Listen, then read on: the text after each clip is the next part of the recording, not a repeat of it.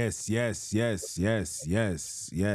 Peace. What it do, yo? It's your brother, man, from the motherland, coming to you guys live. Once again, back with another December conversation. I know I came on before and we was having technical difficulties, but me and the brother, we are connected right now. He is live and direct.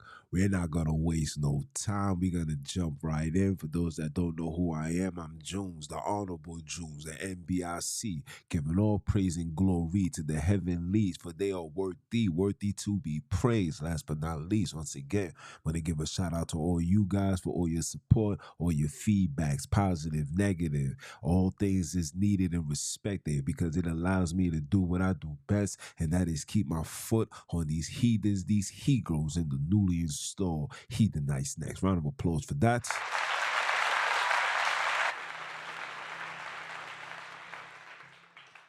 Yes, sir. So without further ado, man, let me welcome my brother from the motherland itself, the Holy Land. Shout out to my brother Fresh Gold, man. Fresh Gold, how you doing? Doing good. Oh, You, how hey. are you doing? All praises be to the heavenly ones, for they are worthy. Yes, my brother, I'm happy. Listen, I'm not gonna waste too much of your time, man. I appreciate it. I know it's late on your end, so I'm gonna just dive right in. I'm gonna share my screen. I'm gonna put everything on my end on mute, and I'm gonna allow you to do what you do best. All right, my brother. All right. All right, cool. Yeah, I'm Fresh Gold. All right.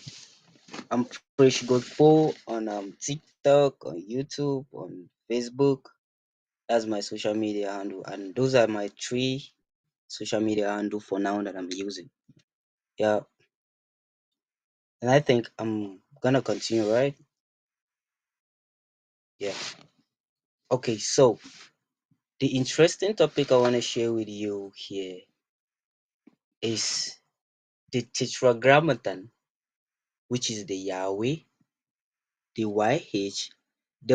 Let me put it like this: the Tetragrammaton, which is the YHWH or HWHY, which is NI. And what do we mean by this Tetragrammaton? The Tetragrammaton is what the entire world is serving. Either you be Christian or Islam or Hebrew Israelite, you all under this Tetragrammaton. And one thing that we do not even think to ask, what is this tetragrammaton in which we all serving? Because we have been told not to ask questions.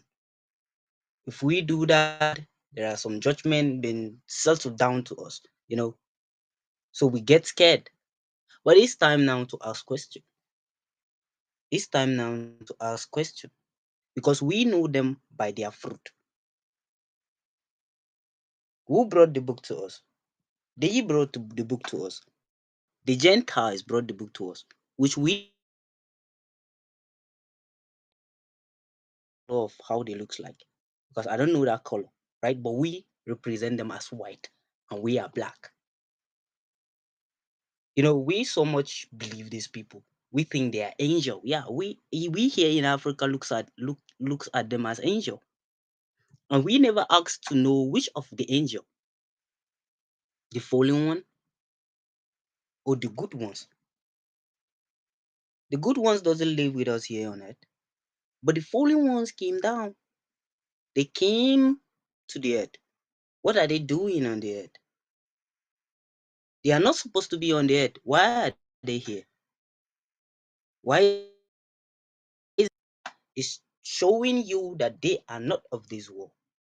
The Messiah will not create the world for all of us and choose one races, which are the black only. No. If he truly created them, if you are understanding what I'm saying, if he truly created them, he wouldn't have put everything looking black and brown. The sun only for the black, the melanin. So you have to ask question. Where did they come from? And we are seeing them by their fruit, by their deed. We are not going to take the shit anymore. Right. Let's look at this. The Tetragrammaton, which is also known as the Yahweh, right? The Y, H, W, H, O, the H, W, H, Y replace Nini. And what into our discussion today, the Tetragrammaton.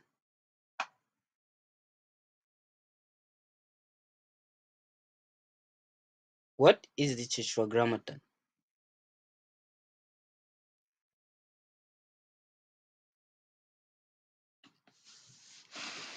Right. Think I'll bring it in full, right?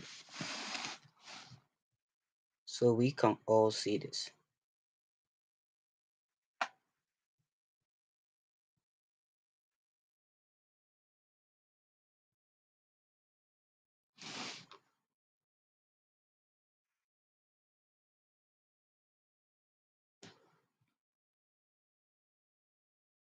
You all here with me, right?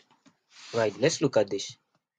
The Tetragrammaton, or the tetragram, is the four letters Hebrew theonyms. A theonyms is the proper name of a word, a deity, right? N-I, N-I, N-I, N, and the apostrophe there, right? Translated as YH, WH, or YHVH, the name of God in the Hebrew Bible. The four letters written and read from right to left in Hebrew are Yud, which is the Y, He, which is the H, Va, which is the W, and He again, which is the H. And together, Yud He, Vav He. So now we get the meaning of the YHWHO YHVH, which means what? Yud He, Vav He. Yud He, Vav He. Right? 1. The name may be derived from a verb, right? That means to be, to exist, to cause to become, or to come to pass. While there is no consensus, about the structure and etymology of the name, they form Yahweh. Is now acceptable, almost universal, though the vocalization Jehovah continue to have wide usage. We begin having this letter J between the 15th centuries by who? King James. But by then, they were using Yahweh, the Y, right? I think that was before the King James. You getting it? Right now, we have found the founders of the Tetragrammaton. Now we found the founders of the Tetragrammaton, right? Which are the Hebrews. That leads us to point 2. The invention of the Tetragrammaton by Hebrew.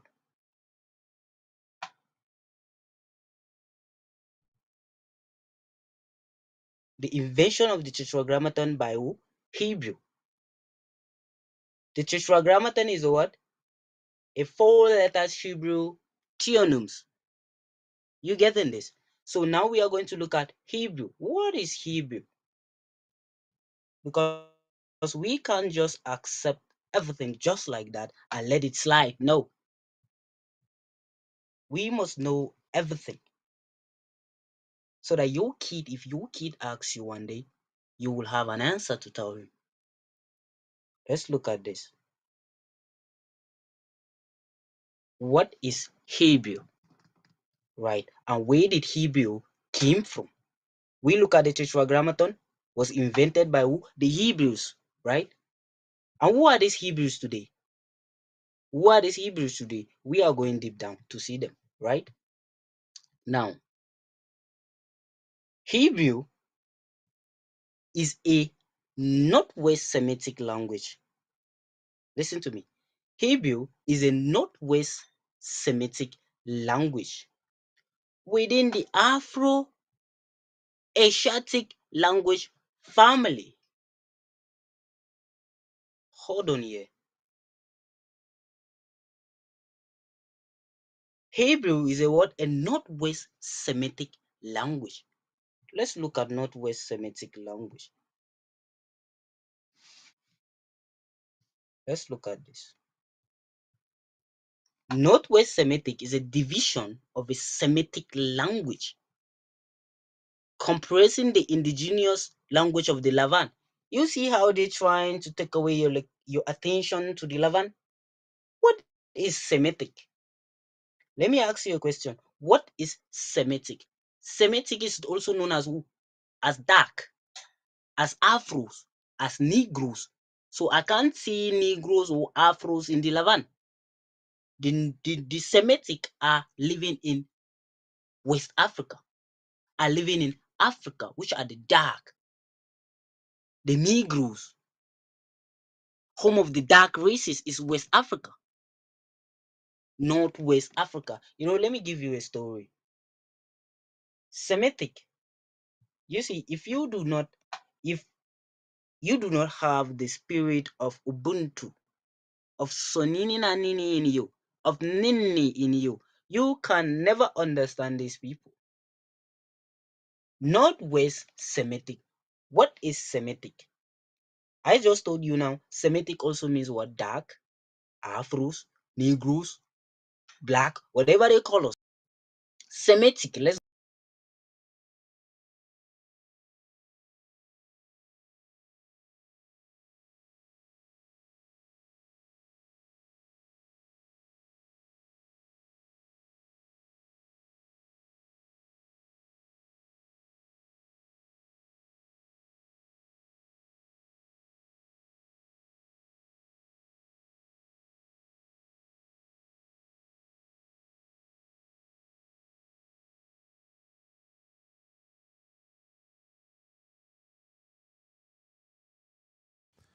Yeah, yeah, yeah. As you can see, he's kicked out again. Just bear with him. Hold on. Shout out to you guys for coming back. I asked him if he wanted to do a pre-recorded, and then I would have uploaded it next week for December, but he said he wanted to come back. So we're gonna wait for him to come back. But it's crazy how hold on.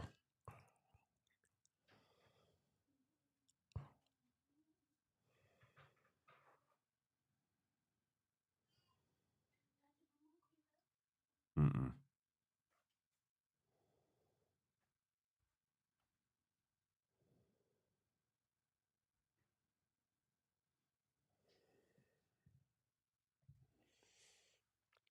Yeah. Let's wait for the brother to come back.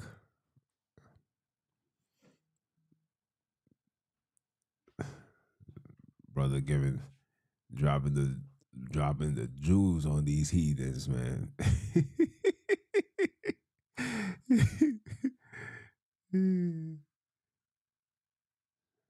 Hold on.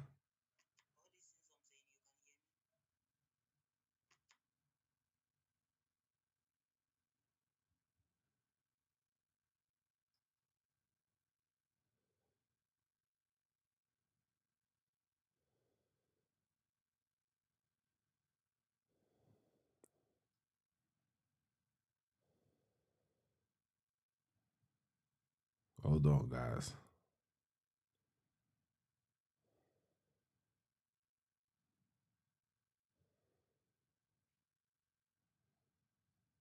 Man, I'm sitting back.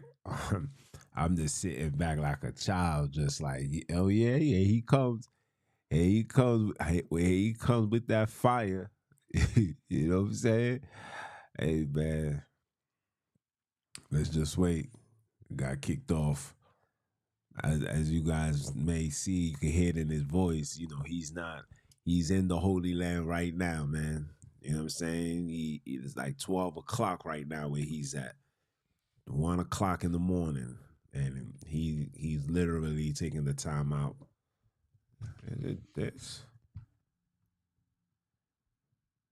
he's really taking the time out right now to give us this food right here, man. So just bear with him. Hopefully he comes back 1 o'clock in the morning, guys. My man's out here wilding. He wilding.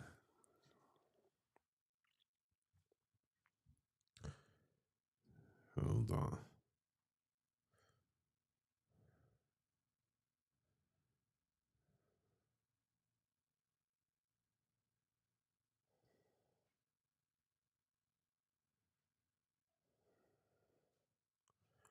You know, you start talking about the tetragrammaton.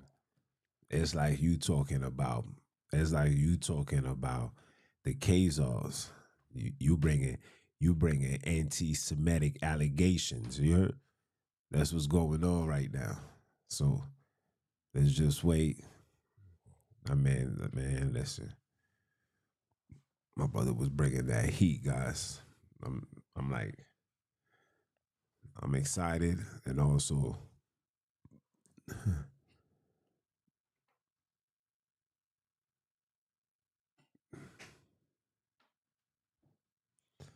hold on. Let the brother come on, man. Let the brother come on. Word. We was out here working. Beautiful, man. Beautiful, beautiful, beautiful to see this truth being literally spread all through the gospel, the God spell, right? We don't follow the God spell, but it's going through that gospel. We breaking through them chains, man, kicking down these doors, with exponential proof, right? Brothers and sisters can't dispute that.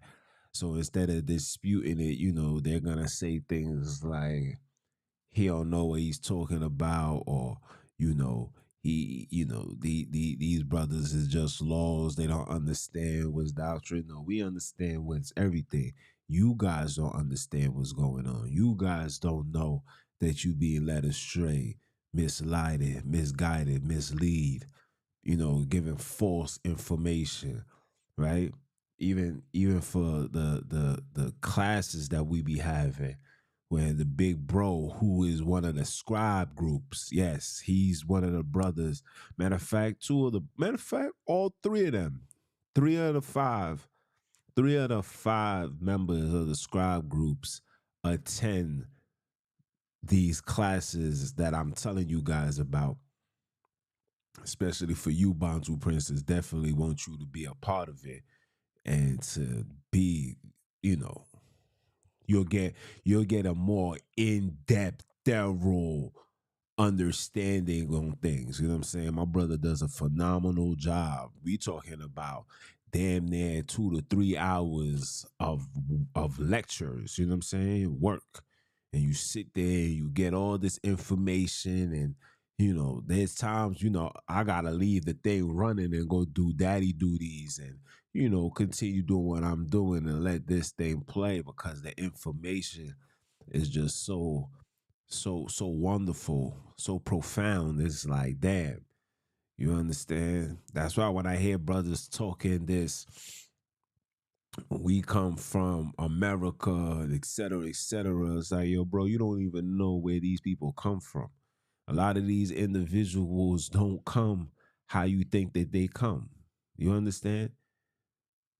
You guys don't know. We was fed a story that is not true. It's incorrect. Purposely. You understand? It's taking this brother so long. Hold on.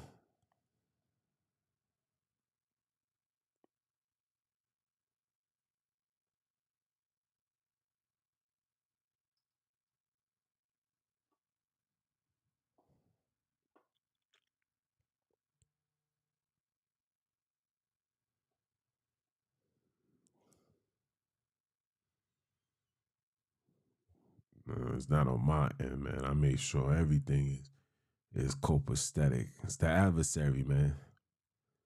The adversary don't. The adversary ain't trying to let this truth come out, man. You know what I'm saying? But you know, just the information where it shows without a shot of a doubt where how we got to these areas, these locations. We're allowing these people to give us.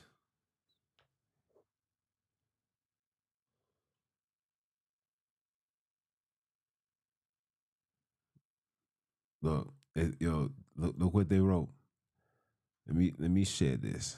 I want you guys. Hopefully, you guys can see this. Hold on. This is this is what they sent the brother. Look, hold on. Look.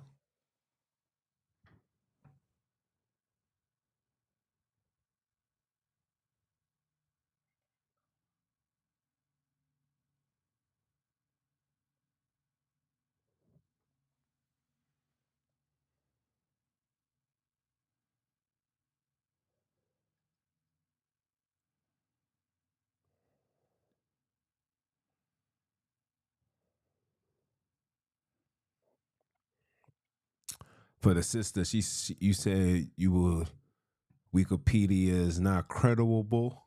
Don't worry. Come to class.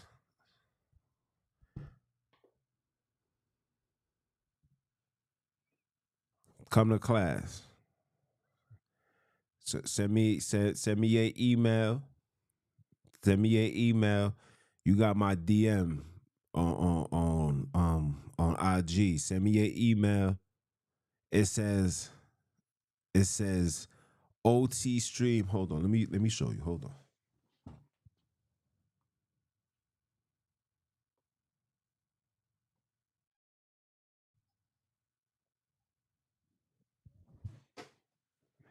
My brother is back. Hold on. Hold on. But for the sister, send me your information. Send me your email. I'll send it to the big bro, and you'll come to class. Like I said, there's a lot of things that we can't say on these people's platforms due to the the knowledge. You understand? You see what's going on right now? If this is your first time in a long time, we've been trying to get this running for a minute. Hold on.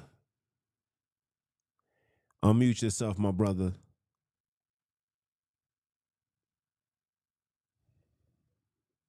You see what's going on?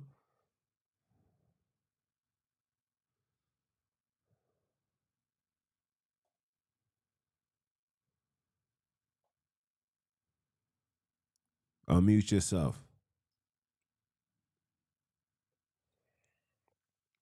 But send me your email. This is just the tip of the iceberg. Oh, he back. Okay. Hold on, guys.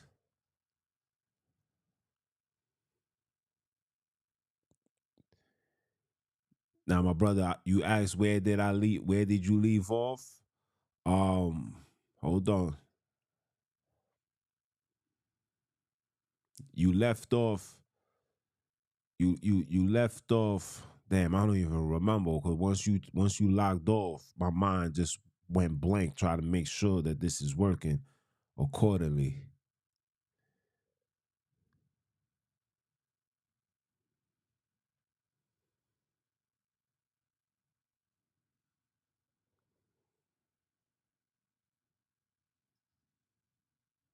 Yeah, the brother is back. Just bear with him while he put this thing together.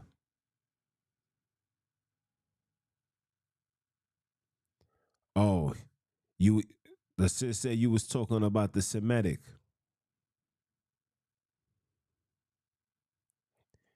Yes, we can hear you. Yes, we can hear you.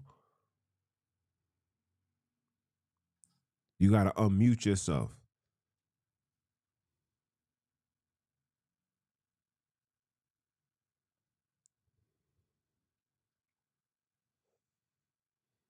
He said I'm freezing. Hold on.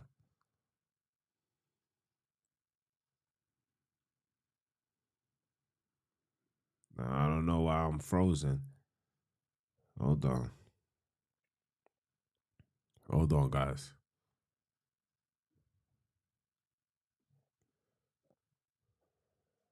Hold on.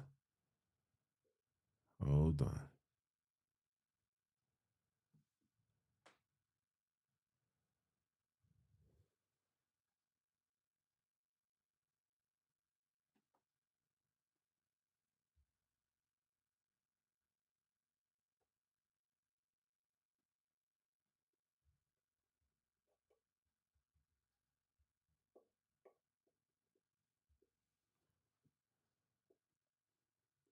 All right.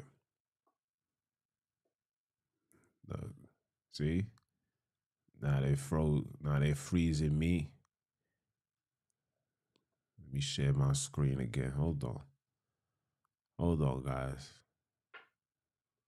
Here comes the nonsense again.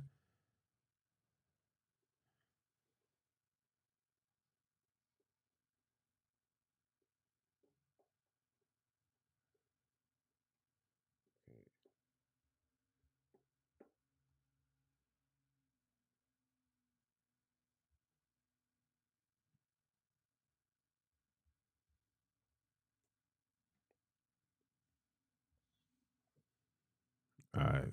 So he logged off. He's gonna come right back in, guys. So yeah, um, like I said to the sister, you just gotta tune in, come to class.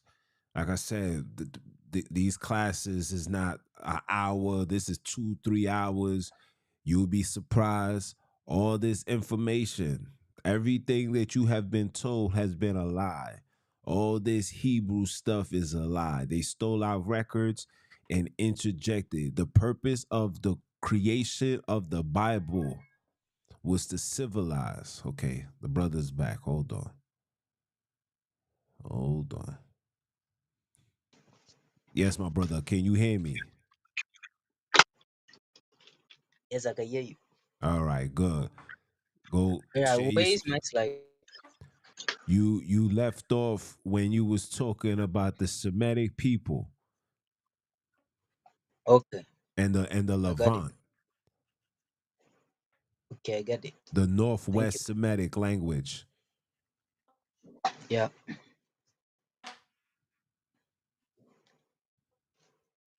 I'm coming. All right, cool. All right, guys, hold on.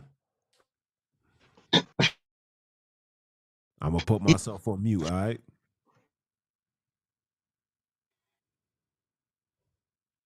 Did you hear me? Yes, I can hear you. All right. I'm gonna mute myself. So you go ahead and you continue talking. Everybody can hear you. We're not responding because we're letting you speak. The floor is yours. Okay, yeah. Okay, All right, thank you. cool. Right. We talking about Hebrew. Let me go back a little bit. Let me go back. Right. We are looking at what the Hebrews, right? We look at the Tetragrammaton, okay, which was invented by who? The Hebrews, right? Let me underline this. We look at the Tetragrammaton, right, which they replaced with Nineveh. And right now we are looking at the invention of the word the Tetragrammaton. Sorry, we look at the Tetragrammaton, which the Tetragrammaton is claiming to be. Um, let's go back a little bit. I want you to get everything accurate.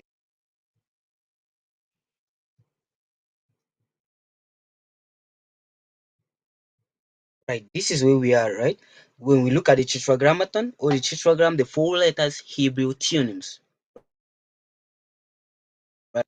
YHWH, the name of God in the Hebrew Bible.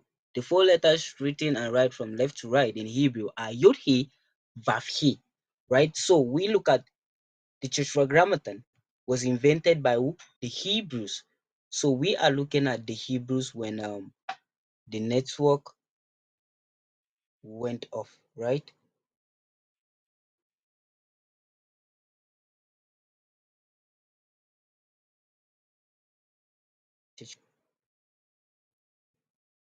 Hebrew is a Northwest Semitic language within the Afro-Asiatic family. Full stop. What is Northwest Semitic? Is Semitic. Semitic is also known as what? Dark, Afros, Negroes. That's what they mean by what? Semitic. And now Hebrew is claiming to be what? A Northwest Semitic language within the Afro-Asiatic. So I begin to talk about what is Semitic. And then I bring you backward to Noah, right? We are looking at Noah after the flood. Okay, so we are looking at Noah. Let me go back a little bit. Yeah, this is where we are.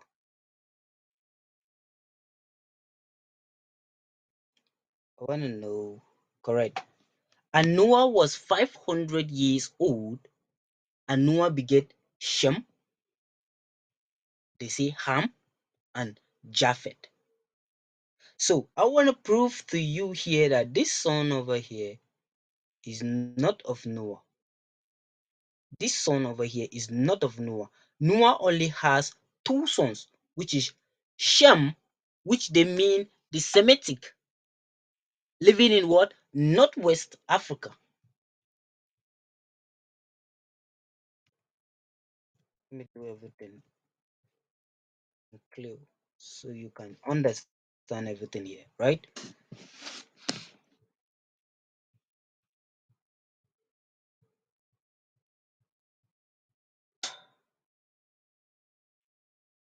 I want to bring up my map, right? After the flood, when Noah's Ark landed in Mount Ararat in southern Africa, the remnants of the Noah's Ark is the what? The Ark Rock in Cape Town, in that Falls Bay, southern Africa, right? That's the remnants of the Noah's Ark. And you see the Southern Africa animals in the boat are right here in Southern Africa.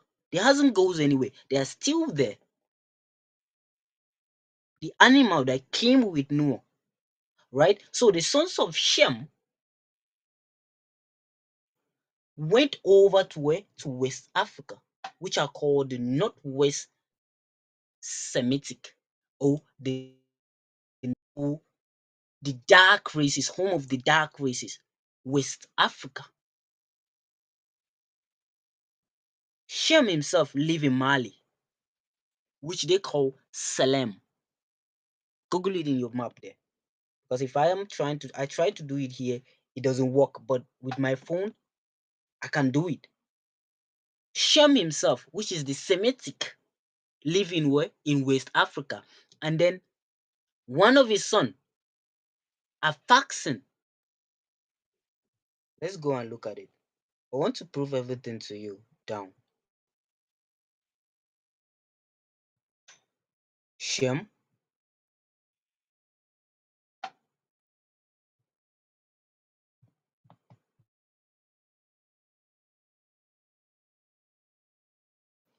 right? You know, we're looking at what? The Semitic, which they claim Hebrew to come from. Hebrew came from that lineage of that Semitic.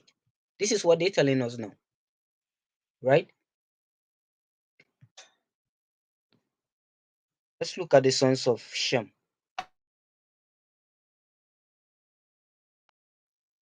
Right. In Genesis chapter 10, verse 22, the children of Shem, which is the Semitic, are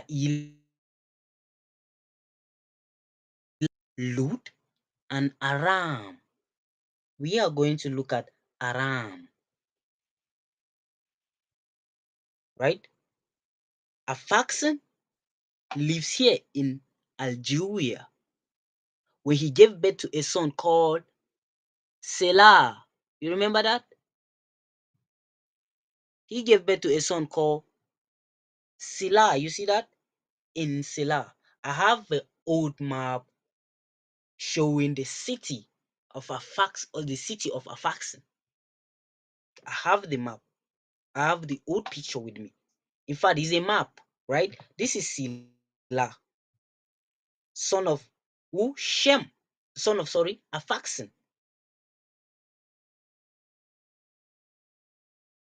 He's still in where? In Algeria. Algeria, Afaxen was changed to Algeria. So you don't know this, right? You see Morocco, I'm gonna talk about this. Is one of the son of Afaxen, right? So Shem, Mali, the whole of Mali.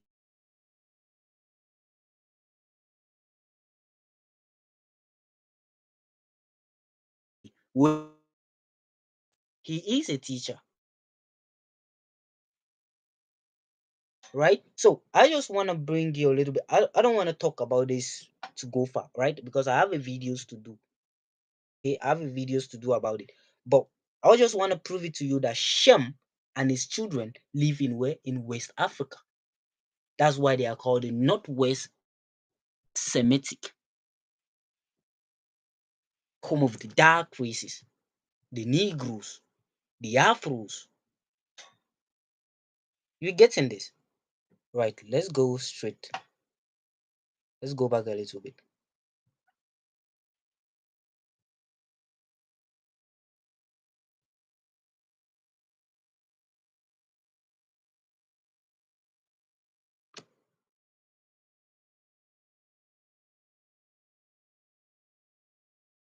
Hebrew is claiming to come from it.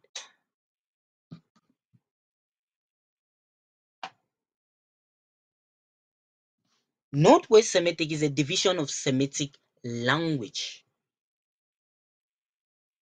Northwest Semitic is a division of Semitic language comprising the indigenous language of the Levant. They're trying to take away your location to the Levant, to Israel, to where the Ashkenazi Jewish are.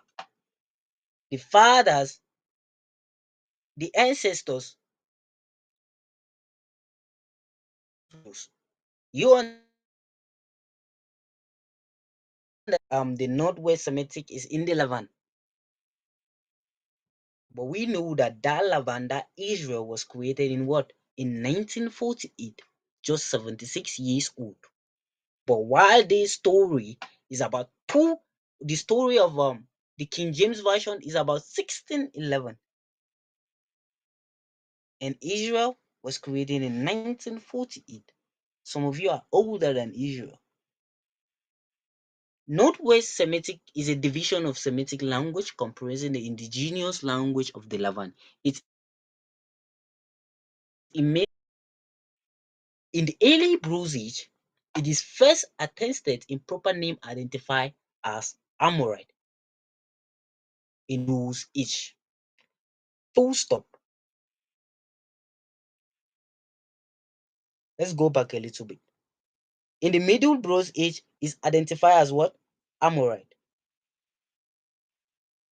Go back a little bit. Let's read this.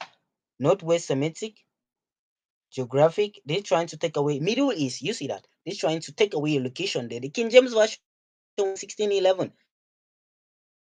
Middle was created in 1948. Linguistic Afro-Asiatic. Look at the Afro-Asiatic. Classification Semitic.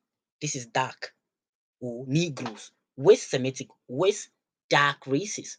Central Semitic, Central dark races or Afros or Negroes. Northwest Semitic, Northwest African. The dark races are there.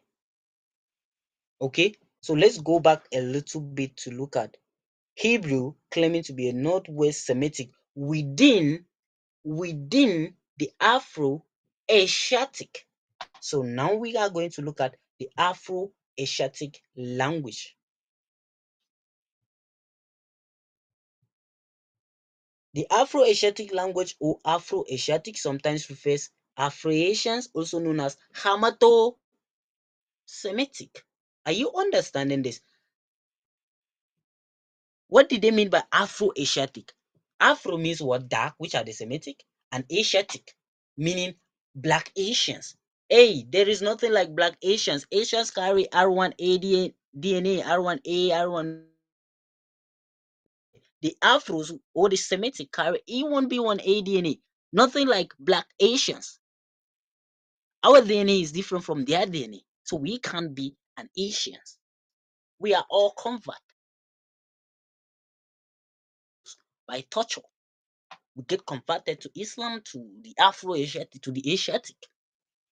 Right? I think that leads us to point three. The Afro-Asiatic are the Aramaic. The Afro-Asiatic are the real Aramaic. The Afro-Asiatic language or Afro-Asiatic, sometimes Afro-Asian, also known as what? Hamato-Semitic. Ham. You see that? Ham. Which I'm telling you that Ham is not the what? The son of Noah. If Ham is the son of Noah, he would have carried DNA of the same. He would have carried the DNA of Shem, which is the Semitic, the dark people, or Japhet, the Japhetic. I'm going to talk about Japhet. Japhet, the children of Japhet, after the flood, live in East Africa. So after when the Bill begin to sin, Nimran was from the lineage of Japhet, right? He was the first person to sin. He did wickedly more than before the flood. He did wickedly more than those ones that are is it after the flood, right?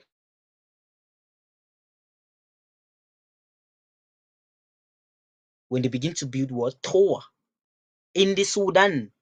I have proof to show you where Babylon is in the Sudan. Babel is in the Sudan. You know Nima. Nima is Nimran. Is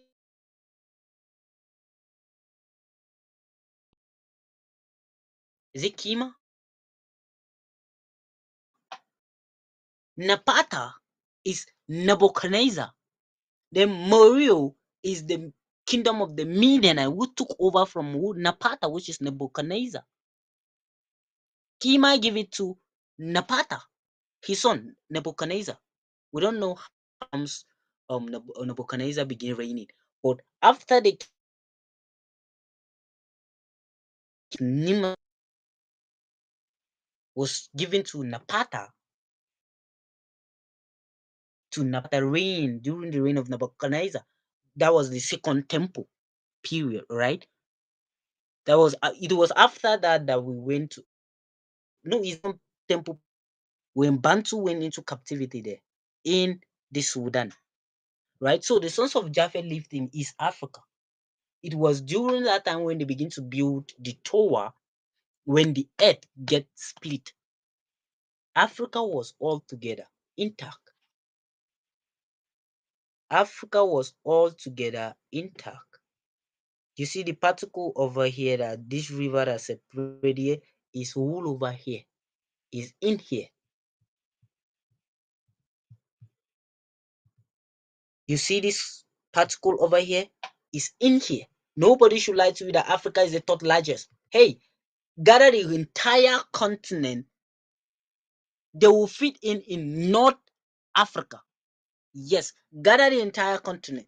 Yes, it will fit in only in North Africa. Africa is the large. These are particles of Africa. You see all these particles, they are particles of Africa. The Europe, the Asians, the South America, the Australia, they are particles. It's split with the children of who? Japhet. Why did they why does this happen? It was during that time. When they give birth to Peleg, when they give birth to Peleg, that means what? When they yes, it was during that time when they built the pyramid, the tower, right? So this Japhet shall enlarge on the earth. Japhet shall enlarge on the earth. So yes, Japhet is in South America. When you see that pyramid there in South America, The genius people of South America are still having the E1B1A DNA that we have here in the continent, because they are children of who? Japhet, children of who? Noah. We in Northwest Semitic, we the Semitic carry the same DNA with them. The pyramid in Asia are the children of Japhet pyramid. Japhet is a pyramid builder. He built pyramid for like his house, where he live, where he stays. He built pyramid. It was only Shem which is the Semitic, that built castles. Shem is a castles builder, while Japhet himself is a pyramid builder. That pyramid in Asia was the children of Japhet.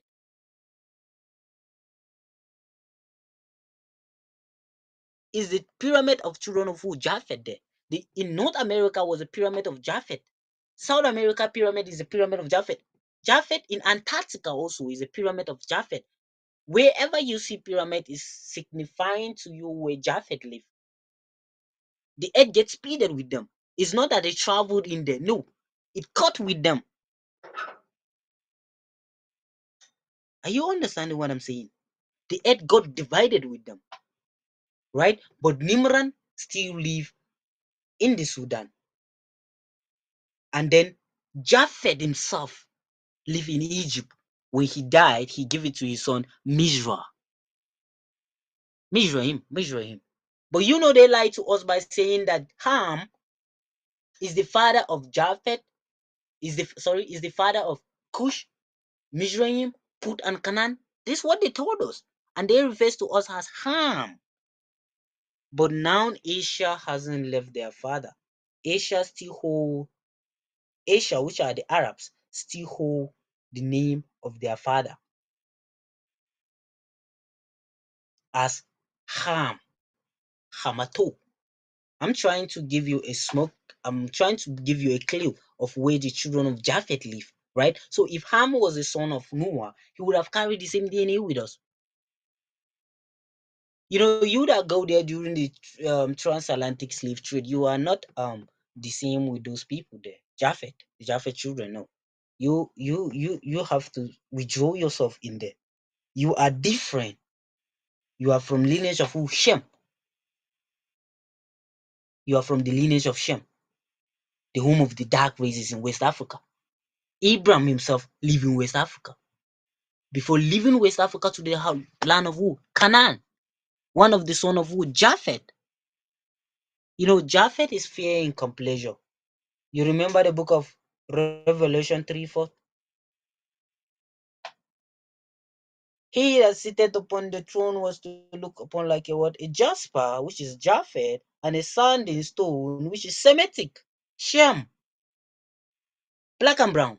That's why when you see the children of Canaan, which are children of Japhet, he somehow feigned completion. Look at the Kosan people. I'm speaking to you now directly. I'm speaking to you in physically.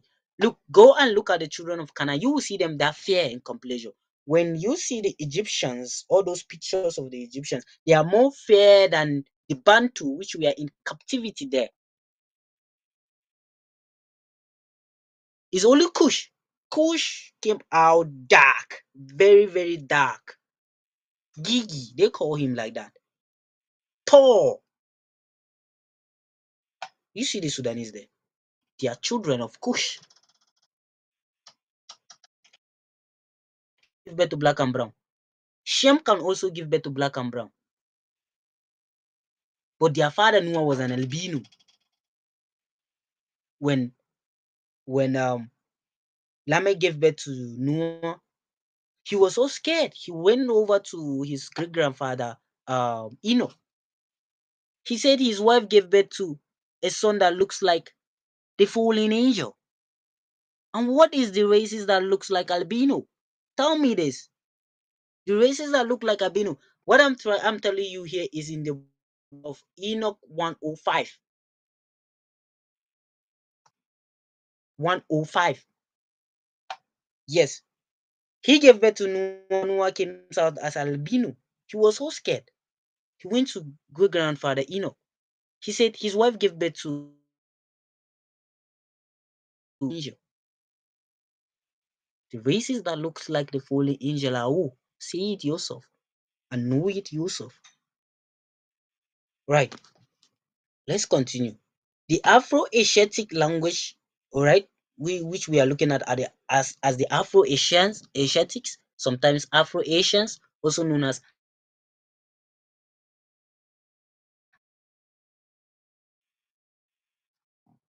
O Semitic, Hamato,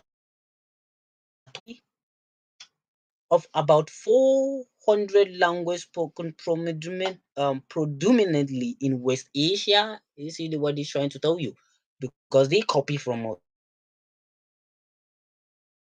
Asia, the horns of Africa, and part of the Sahara and Sahel. I said something here that the Afro-Asiatic are the what? The Aramaic, which the Asians are claiming to be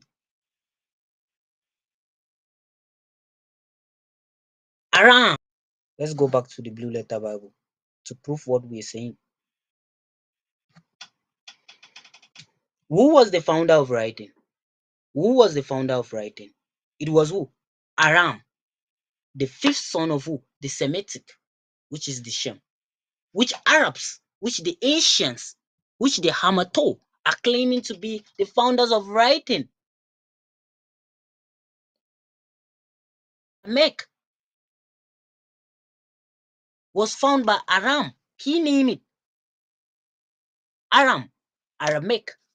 Now we're looking at Asians claiming to be who? Aramaic, Aram. This.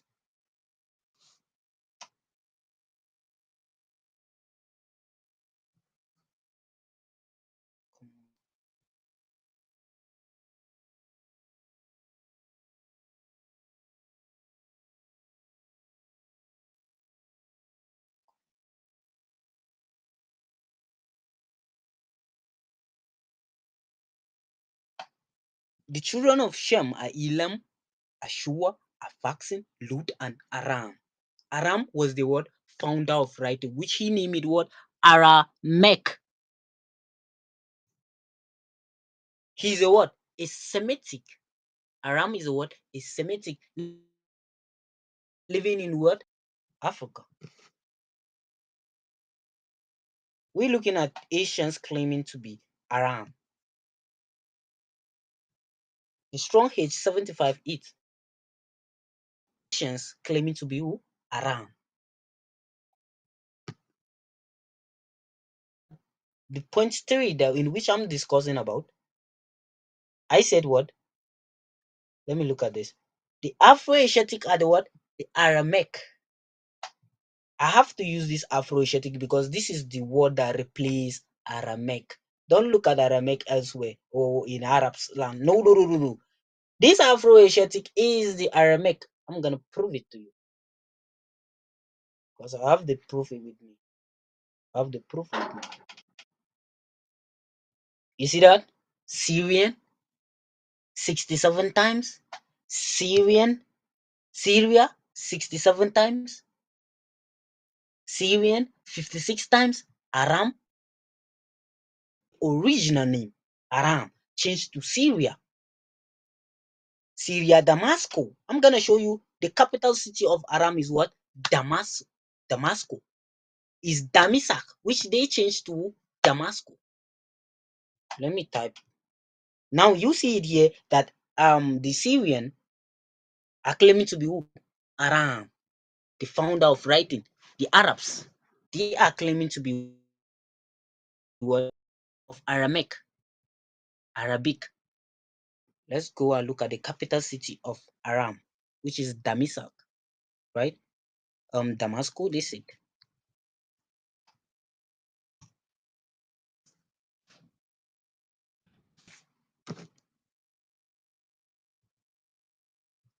I want you to catch. Once I'm doing this, I want you to bear it in mind. Are we all learning? Right? No one is perfect here. Only the spirit of Ubuntu can tell you the truth. Nobody else. Look at the pronunciation here. Dami Sak. Damascus. Damisak. They stole the Bantu school and they are translating them transliteration. They translate. I'm gonna prove it to you, right? Damasco, Damisak. You hear the pronunciation. Let's look at the map.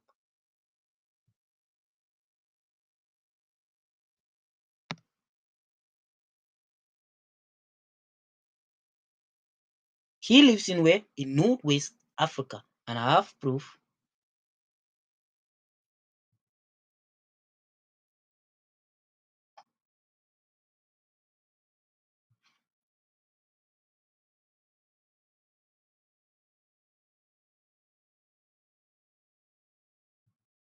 Right. You see that? You see Damisak over here? Damisak River of Ram. Ram. Mesopotamia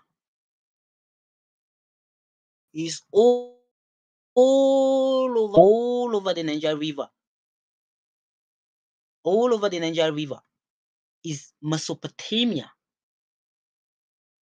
The father of Abraham, the father of Abraham is who? They all live in Mesopotamia. In time, in generation to pass, the name is changing, the name is changing, the name is changing. Right? So Mesopotamia, the whole of Mesopotamia is North Nigeria, all over to the Niger, to Burkina Faso. All over is Mesopotamia. In your Bible, the Shem live. The entire sons of Shem lives here. Japhet lives here. And he's been enlarged on the earth. He was scattered on the earth.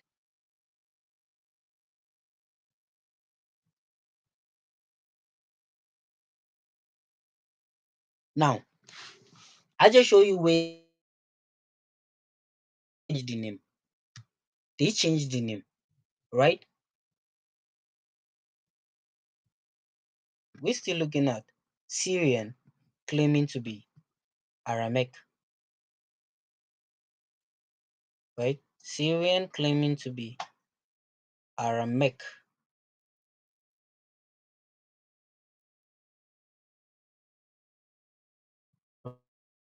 Right. Show you right now.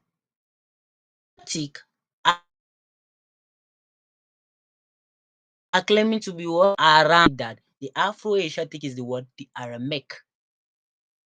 The Afro-Asiatic is the Aramaic. Now, listen to he listened to Hebrew very, very well now. Reason in your head. Hebrew is claiming language within this Afro-Asiatic. He must claim to come from the word the Afro-Asiatic, which are the Aramaic, because Abraham clear everything to us. Abba is father.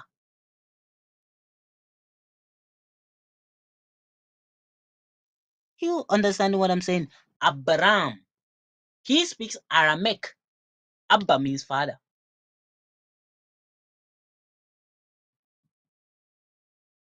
Father of what? You said many nation. No, is the father of a particular people called the Paleo-Aramaic.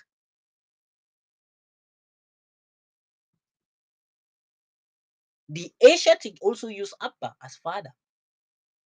You understanding this? So Hebrew have to claim to come from this lineage, Aram, so that it will looks like he is the Paleo Israelite, cool Israelite, in which they call, but we know that the biblical Israelite are Bantu, which are the Paleo-Aramaic.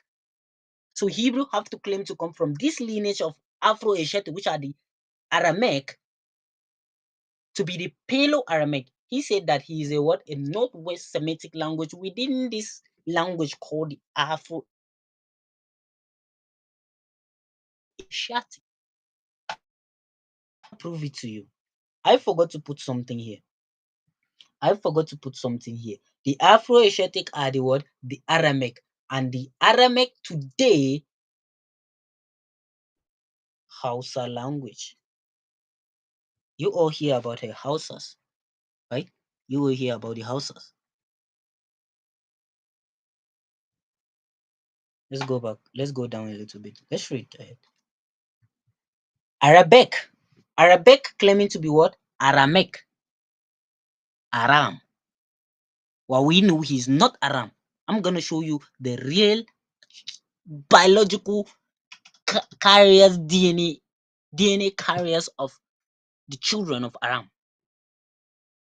I'm going to show you the biological children of Aram, right? Arabic, if counted as a single language, is by far and the most widely spoken within the family.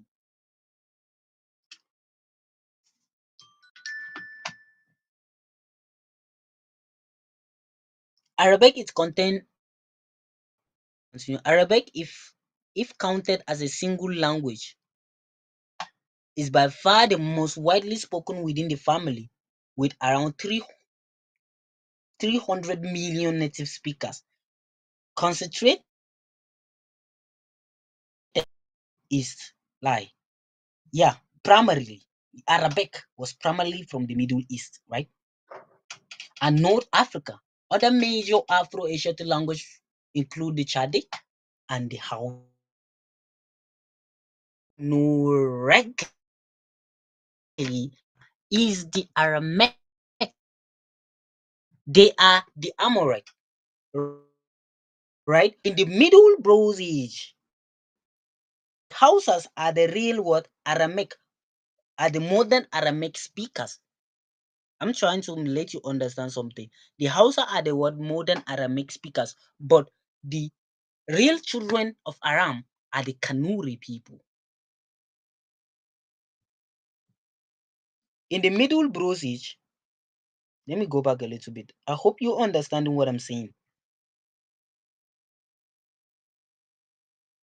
In the Middle Bronze Age, Aramaic was changed to Amorite. You know why? You know, linguistic Afro-Asiatic, right? Which is the Northwest Semitic. You know, the Northwest Semitic, when Aram, after the flood, Aram brought a language called Aramaic. So the entire West Africa is what using what? Aramaic.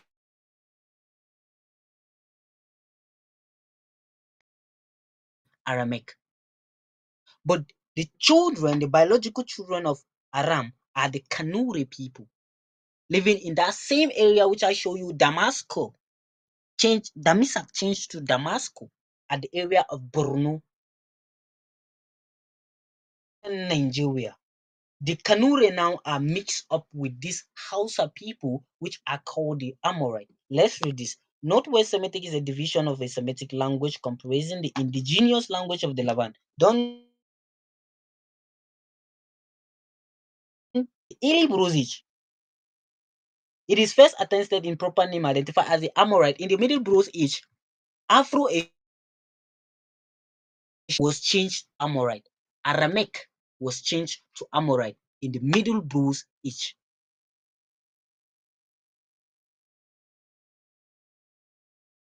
What I'm saying. Let me still say it again. Aramaic in the Middle Bronze Age was changed to Amorite. And the Amorite today are speaking the real Aramaic. If you speak Hausa, you are speaking the real Aramaic. Which Asiatic know clearly that they no state, the empire of Borno, they were the one that destroyed Borno. They learned from there. They know what we're saying here. The Arabs, who are the Asiatic, the Asians, they are Iran, learned from Borno, where the Amorite are, combined with Mek. The Amorite borrow word from the Kanuri Aramaic. I can speak not clearly, but I can hear. They know what I'm saying. The Amorite, which are the Hausa today, borrow word from what? The Kanuri. Kanuri, we are the biological children of who? Lot. Haran. Haran himself lives in where? In Borno State. Lot follow Abraham to the what? Aram gave when his daughters make him drunk, and then his own daughter, and they gave birth. One of them gave birth to Amorite, one of them gave birth to Moabite. So the Moabite were still here. Mozambique is Moabite. Mozambique is Moabite. That's where Gaza was where the Moabite were. So the Amorite doesn't stay in the southern Africa, in the land of the Canaan. They went over to back to their father home, Haran. I have an old here.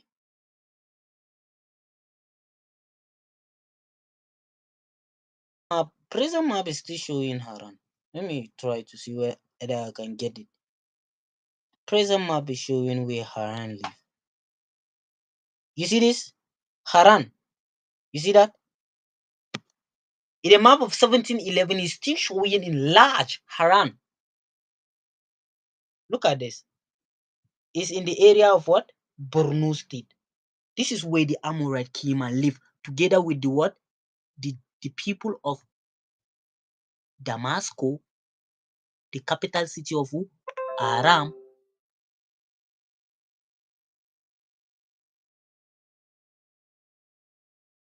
Are you all hear me? Why my PC showing me sometimes? It's telling me.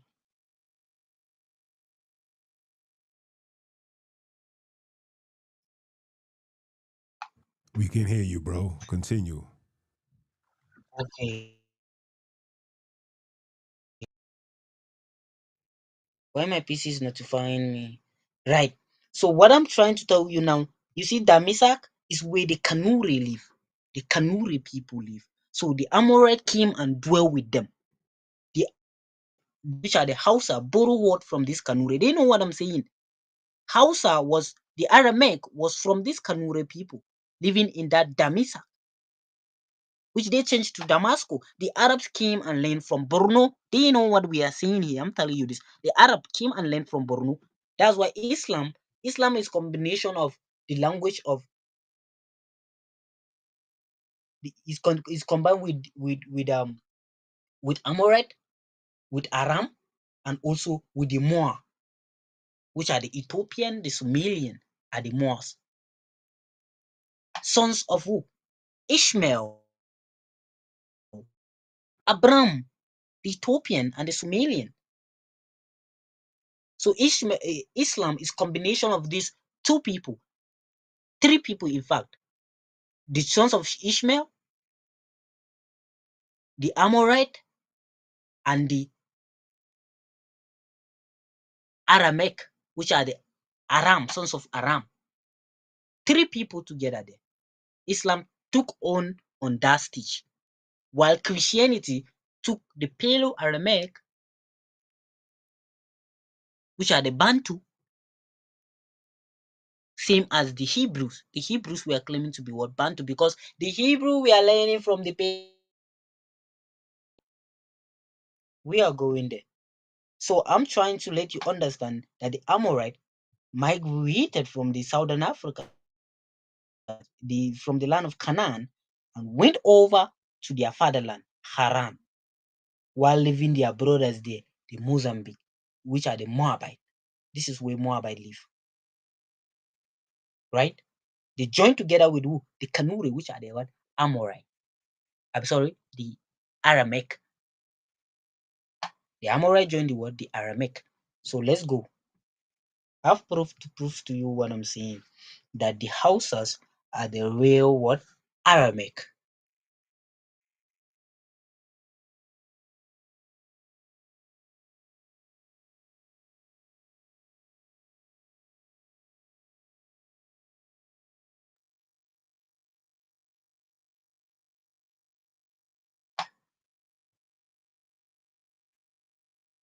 When you read further, you will understand a lot of things there, right? When you read further.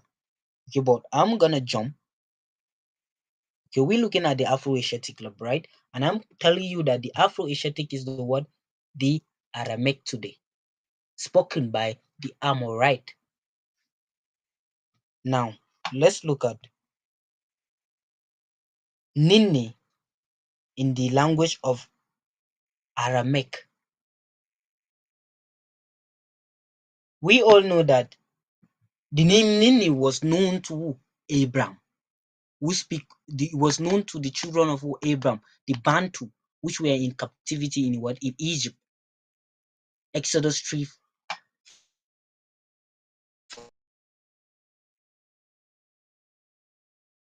To them, let me, so we can do everything.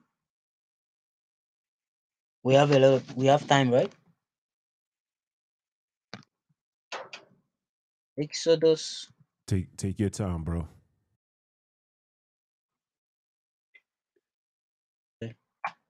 Exodus 3:14.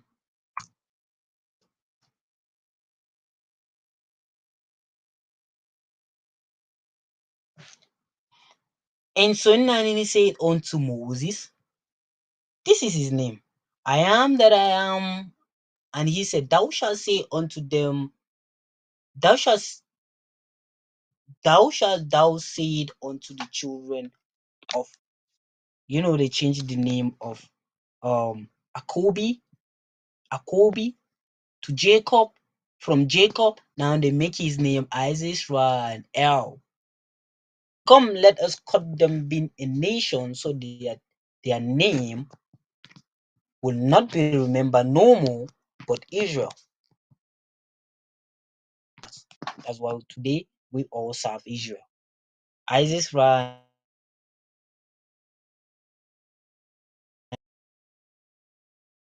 the sun god, is still there. Christianity still practice the sun god.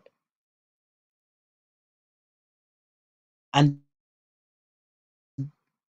to Moses, I am that I am. And he said, thou shalt thou say unto the children of Akobi, I am hath sent me unto you. Now you know that the name is what? I am. Which they replace, they replace Nini with what? I am. Now I want to prove to you I am in the real. Let's look at go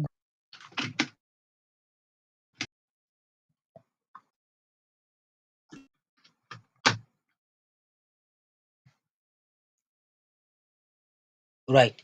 I was saying that Hausa is the what? The modern Aramaic today. Is the modern Aramaic today. So let's look at this I am. See that?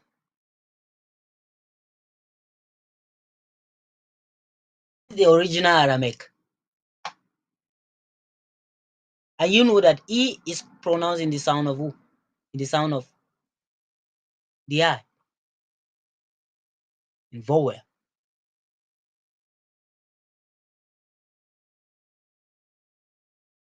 I am. This is the real Aramaic. Of the Paleo Aramaic now, let's look at Paleo Aramaic. Shona. You see that? When you drop the D, you get Nini. Shona is a pure Paleo Aramaic. Nini. But in the Aramaic,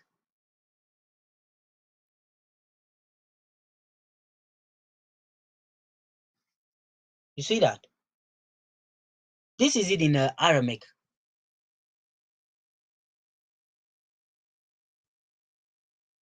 The creator does not have name. No, he does not have name. The name he appears to you is what you will use.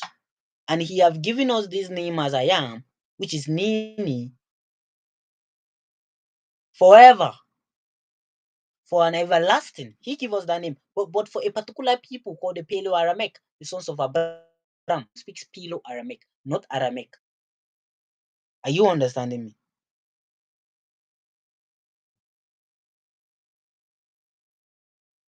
So the name he appears to you is that name you will call, right? When he appears to Abraham, he doesn't appear to Abraham as I am. He appears to Abraham as Almighty.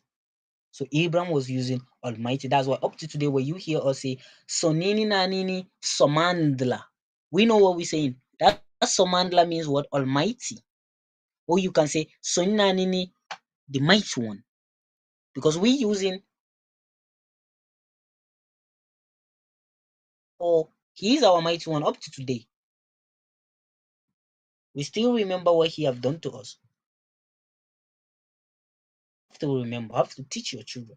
We're not all here an education.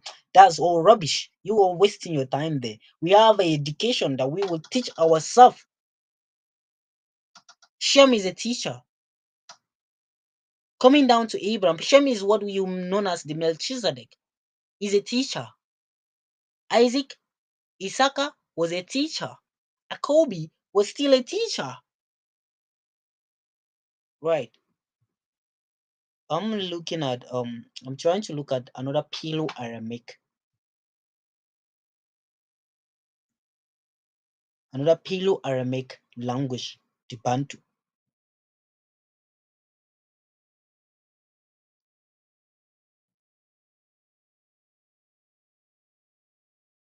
Um,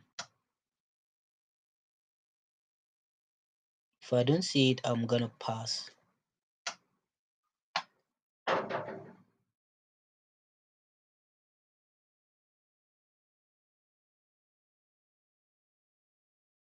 If I didn't see any Paleo-Aramaic, I'm gonna pass.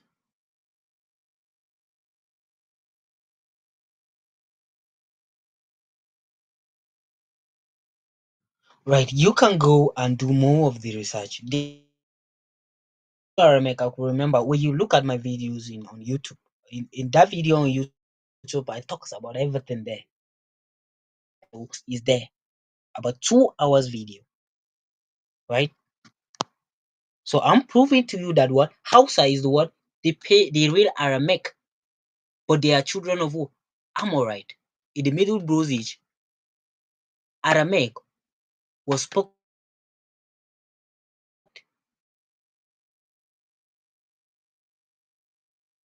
while the Paleo-Aramaic are the Bantu. So Hebrew have to claim to come from what? Not West Semitic within the Aramaic to make it become B. Now we look at number 4. Paleo-Aramaic are the Bantu. And I have proved to you many times that the Paleo-Aramaic are Bantu. I'm gonna dodge because I talks about that already, right? Let's look at number 5.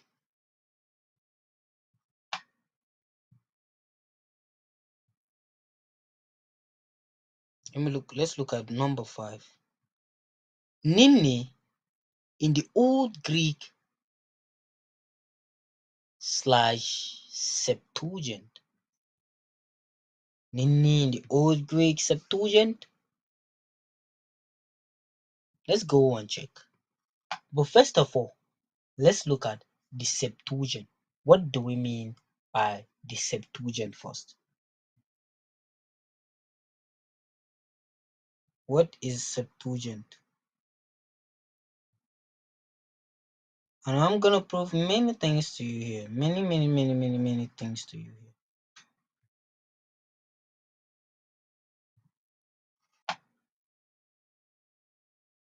Namely, in the Old Greek / Septuagint. The Septuagint is also known as what? Old Greek, also known as what? Right? The sometimes refers to as the Greek Old translation of the 70. I want to prove something to you here that 70s are Bantu people. Let's go ahead. The 70, the translation of the 70 are what? Bantu. Greek. I'm gonna explain it to you. Don't be carried away. The Septuagint, and often abbreviated as the word the LXX, right, is the earliest extant Greek translation of the stop. Ask yourself this question: Does Hebrew, sorry, does Greek know Hebrew? Lie. Greek never know Hebrew. Greek has its own system of writing, which is from the word the Phoenicians. Greek know nothing about Hebrew. This is a translation of the is the earliest expression of the Bantu book. Greek never know Hebrew.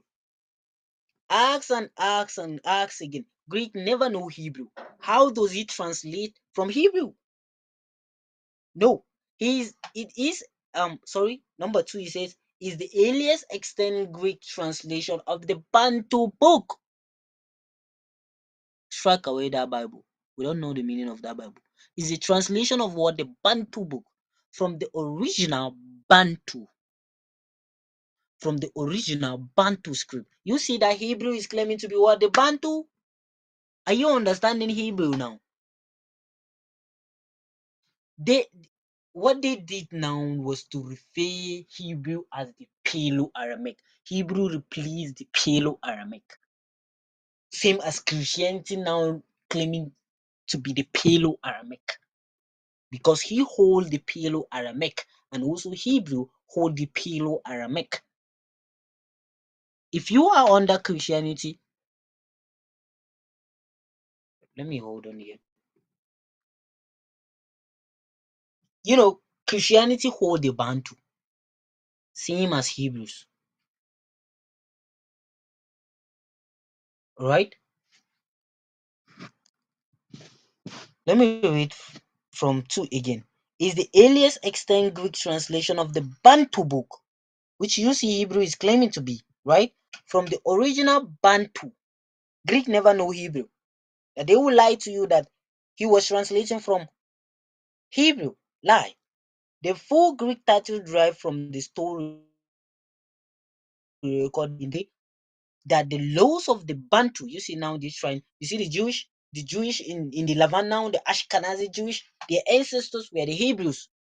Don't be carried away claiming you are Hebrew Israelite. That's rubbish. You claiming to be Hebrew Israelite is rubbish. Hebrew began in early BC. It was not spoken in that early BC. Hebrew. You know, when Hebrew get into the promised land, it was during the time of Herod. Herod was the access of Hebrew. Who is Herod? Herod is a black man. Herod is an Esau, having a long nose, fair, tall. I'm giving you a significance of Esau.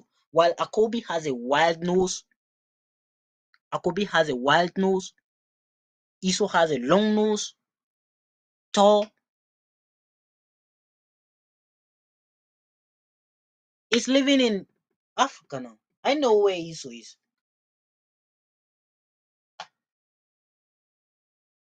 He's causing trouble everywhere. He's still man of the field. Esau is still the man of the field. He's still causing the trouble now. Up to now, up to today, as I'm speaking to you, Esau is still man of the field. He looks like Esau have a long nose. While Akobi children has a wilder nose. That's the differences. And he's somehow fair more than Akobi. Akobi is dark. While Esau is somehow fair, fair in complexion.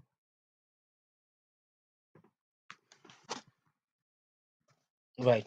The full Greek title derived from the story recorded in the letter of, that the laws of the Bantu were translated into Greek language at the request of who? Ptolemy II,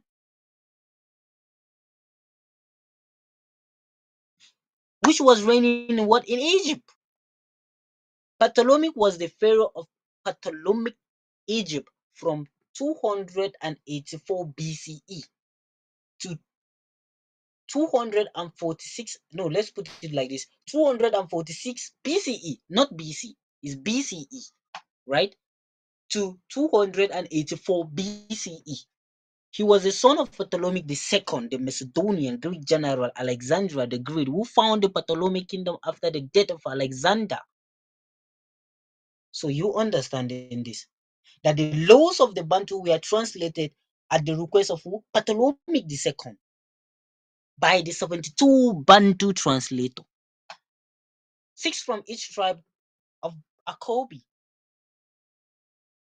Our ancestors were translated the book from the Septuagint. By then, we are held captive in Egypt around 300 BCE.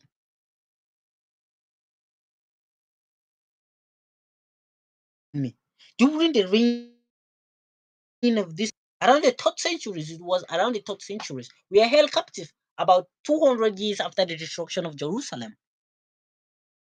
We are being in captivity in the hands of Ptolemy. So Ptolemy requested that the laws of the Bantu should be translated into what? Koine Greek. To Koine Greek. The biblical scholar agree that the first 5 books of the Bantu book were translated from biblical Bantu into Koine Greek. It was Bantu that translated the first 5 books to Greek, Old Greek, or the Septuagint. Are you understanding me? Into Koine Greek by the Bantu living in what? In Ptolemy kingdom, probably in the early or middle part of the 3rd century. You seeing what I'm saying here? BCE. It was BCE, about 200 years after the destruction of Jerusalem, about 200 or 300 years after the death of Msindisi, the Bantu savior. When they destroyed Jerusalem, right? We have never been in peace. You know, when Msindisi died, when the Messiah died in that time, Simon, the disciple, rise up and took their city from them. What is the purpose of the coming of the Messiah?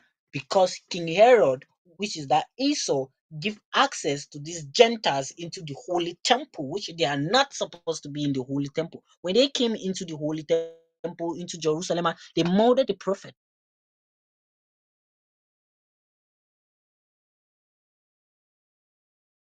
They murdered the prophet. So Msindisi, and they begin to make the Bantu, which we are living in Jerusalem, to be going against the commandment of Sunnah. So when Msindisi, the Messiah, came, he is bringing the Bantu to the commandment of Sunnah. He said, I do not come to abolish the law, but to fulfill it, to accomplish it, to bring it back again. They know the law, but it seems somehow generation are trying to forget the law as the way we totally forget it now. But we know it now. Oh no, if you don't know what it's all about, you can't see it coming. It's all over in my head now. The entire everything, including the month, everything is a revelation. I only know there is a one person that can do this. Sunnanini, because he promised Abraham that he is going to gather his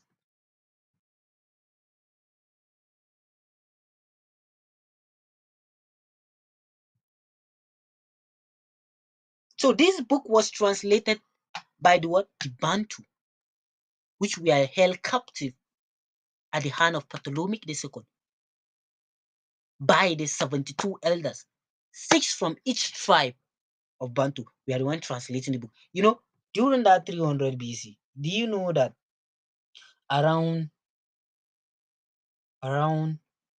13, 14, 12 centuries, this particular Bantu that were held captive in Egypt came into sub-Saharan Africa, or they didn't came into sub-Saharan Africa, they lived in Nigeria. Now, when they came, they still know the story. I could remember my stepmom was telling me this. I could remember that we came from Egypt, following Sudan, Sudan, coming to Chad. We live in Chad, and from Chad, we went over to Borno. She told me that we went over to Borno. From Borno now, we came to middle bed of Nigeria. You see, the entire tribes that are in that middle bed are Bantu people. And she still, when I begin to show her how we write, how Bantu is, the Palo Aramaic is, she said, "Oh, this book is is in our shrine." She told me that I see this writing exactly, everything is right there in our shrine. She told me that. I was like, what? How did she know? These are the Bantu that came from Egypt. This same Bantu that wrote the book, they are the one that came. They have the book with them. If you don't know, they destroy. They are following everybody that has the book to destroy it. They destroy the books. That's why you see that Enoch, you see the book of Enoch and Jeshua and Jubilees, it is the original Bantu book. Original Bantu book. But you see King James, I'm gonna explain it to you here. King James, which are the Roman, copy from Greek. Roman did not learn from Hebrew, but from what? Greek. The King James Version is from this Septuagint. Yes, the King James Version was from this Septuagint translated by our ancestors, which are called the 70s, the 72 elders, 6 from each tribe. That's why you see that the King James Version is so accurate, more than any other Bible. But King James was mimicking, them. They can twist, they can plagiarize, they can add their own, on it. Paraphrases, word that doesn't mean nothing. They're doing it. And where it seems not to complete, Hebrew will borrow some word for him. Because Hebrew, you see this Tagum, you see these Tagums, Tagum or Ta'ak. I'm gonna come there. I'm gonna come there to show you what I'm saying. Right? But the Latinos, which are the Roman, copy from Greek, not Hebrew. The King James Version is so accurate. Why? Because it's from the Septuagint, translated by our ancestors. They did that. By the request of Ptolemy II. Let's read and go further. Right? Probably in the early or middle part of the 10th centuries. The remaining books were presuming translated in the 2nd century BCE. Some Targums translated or paraphrasing in the Bible into Aramaic were also made during the Second Temple. No, don't be carried away here. Don't be carried away here. Few people could speak, and even few could read in Bantu language during the Second Temple period, Koan Greek. As we are in captivity now, you have to learn English. So our own ancestors were learning, they know Greek when they were held captive in Egypt around 3rd centuries. They know Greek. And Aramaic, the most widely spoken language at that time among the Bantu community. The Septuagint therefore satisfies a need in the Bantu community. Ptolemy has a relationship with the Bantu. Yes, when this thing was happening, it was during the reign of the Maccabees. Yes, read Second Maccabees. This story is written in Second Maccabees. Oh yes, it was during that time because Ptolemy has a relationship with the Bantu during that time.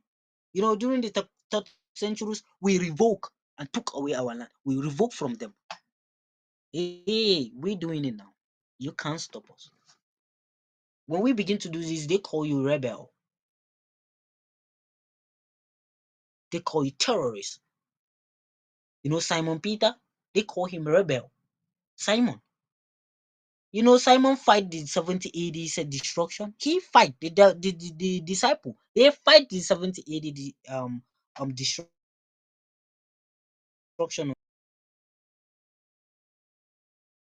by them Josephus, Paul, claiming to be one disciple of Musindisi. Who Musindisi would take a Gentiles to be his disciple.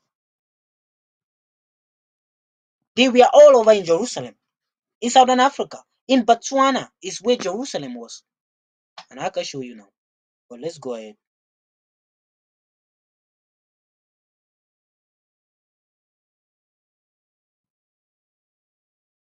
There is somewhere I want to read. According to the tradition, Ptolemy II, the Greek pharaoh of Egypt, sent 72 Bantu translators, 6 from each of the tribes of Akobi.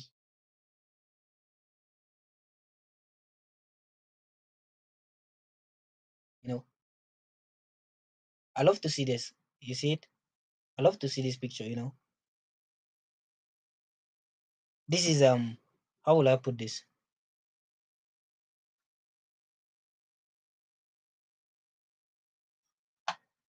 Let me just leave it. A patchwork of the children of Akobi, like the symbols they use.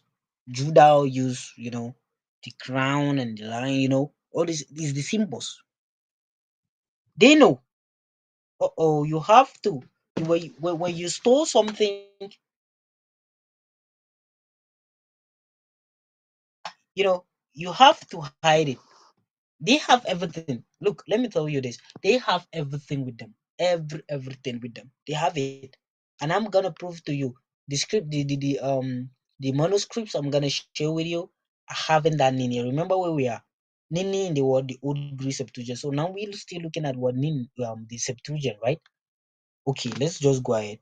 According to the traditional Ptolemy, the Greek pharaoh of Egypt sent 72 Bantu translators, 6 from each of the tribes of Jacobi, from Jerusalem to Alexandria, which is what? Egypt. Read Second Maccabees. You will know what I'm telling you. It was because of the relationship that he has with the Bantu that makes him, that allows him to that allows the Bantu, which are the 72, to translate the book to Quran Greek, because the Bantu that we are in Egypt, we are held captive in Egypt, they can speak Greek. So Ptolemy requested the 72 from Jerusalem to translate the book and give it to their brethren, which we are in what? In Egypt. That's why they told you that they found most of the scriptures in Giza, Egypt. Yes, it's true. The Septuagint. They have to be put in it. The Septuagint. Read Second Maccabees. You will understand what I'm saying here. According to the tribe, okay, I've read this right. 6 from each of the tribe, from Jerusalem to Alexandria, to translate the Tanakh. No, Hebrew is trying to be wise, but he's fool. You have to make him know that he is fool. Yes. You see this Tanakh or Takum, something of that nature? That Tanakh was that ancient Hebrew scripture which translated from the Bantu script around 2nd BC, or let me say the middle AD. I'm gonna prove it to you what I'm saying. To translate the original, no, not Tanakh, the original from the Bantu book into the Quran Greek for inclusion in his library. This narrative is found in possibly, you can go and read further to understand what I'm saying. But the main deal, the main point that I want you to understand here is the Septuagint was translated by your ancestors by the 70s, which we are living in where? In Jerusalem. Coming over to Greek, to Alexandria. Egypt is also known as Alexandria. Babylon, Sudan. Yes, because Alexandria conquered the Medes and the Persian. So he named the Alexandria. Egypt also same as Alexandria. Alexander the Great, you all know the story. It was because of the Bantu which were held captive in Egypt that they translate the book from the Septuagint. This same Bantu that I'm telling you is this story that I just gave you about my mother telling me all this thing. They came with the book, but now it will be so hard for them to read from it. King Ptolemy once gathered the 72 elders. He placed them in 72 chambers, each of them in a separate one, without revealing to them where they were summoned. He entered each one's room and said, "Write for me the Torah of Moses. Write for me the Torah of Moses, your teacher." Sunnanini put in the heart of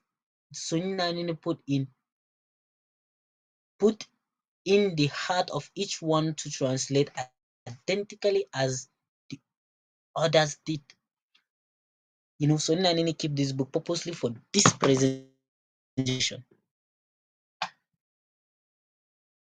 which King James now is using it.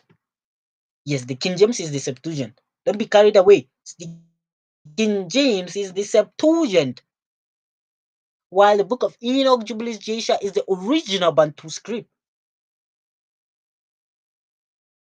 They know what I'm saying here. They know.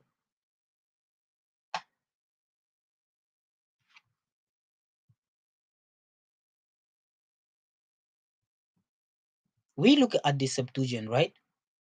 Nini in the Old Greek Septuagint. Now we're going to look at Nini now in the Old Greek Septuagint. There's only two remaining. This two is not that much.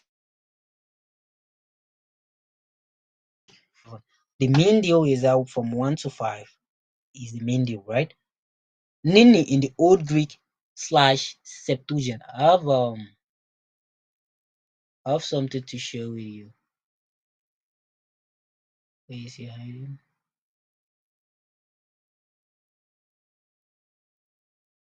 I have something to share with you.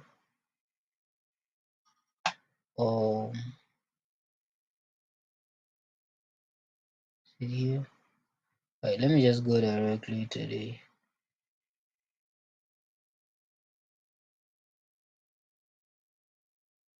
Right. We are going to look at the Tetragrammaton in ResearcherGate. I'm sorry, I said the Tetragrammaton.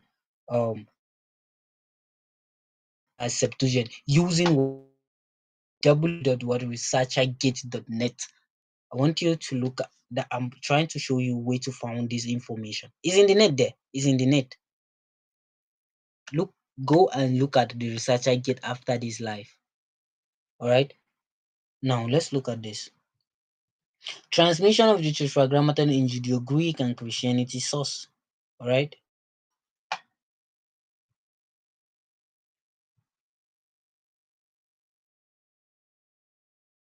They said in the 2nd century BC, the 2nd century, you have to understand this, that in the 2nd century is when they were translating the Bantu script. BCE, I'm talking about. 2nd century BCE. 200 years after the destruction of Jerusalem. Jerusalem was still standing, but it hasn't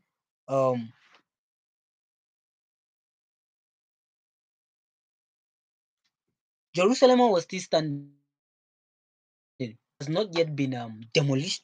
It has not been yet been sorry. Yeah. I'll call you with annoying. It has not yet been desolate.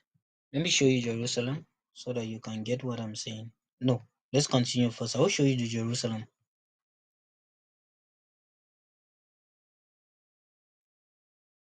The grandson of Ben Serah. You see this man? Let's read. In the 2nd century BC, the grandson of Ben Serah, his translation that those words said in the original Bantu. This man is a Bantu man, is not a Hebrew man, and I'm gonna prove it to you. In the 2nd century BC, the grandson of Ben Serah noted in the prologue to his translation that those words said in the original Bantu do not have the same force. You see, this is what they mean as the Yahovah. This is in Greek. It's same as the Yahovah, the same as the Jehovah, Baal. Yes. When translated into another tongue, you can't translate the name into another tongue. That's what this man Ben Sera is saying. Who is this Ben Sera? Let's look at the man. I told you that this man is a Bantu man. This man is a pure Bantu man, a teacher of Mother.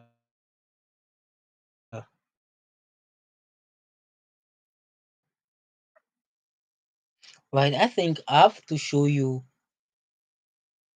where the entire Hebrew and Greek and whatever you call translating the Bantu book from. Right, but let's look at this man first. Ben Serah or Joshua Ben Serach. He is the founder of Serach. You know that Bible? Yeah.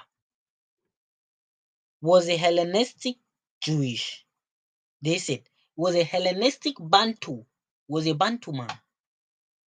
A scribe.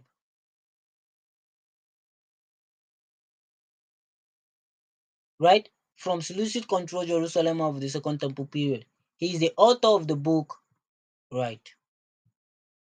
Ben Serah wrote his work in Bantu, possibly in Alexandria Ptolemaic Kingdom, around 175 BCE to 180 BC, where he was taught to establish a school.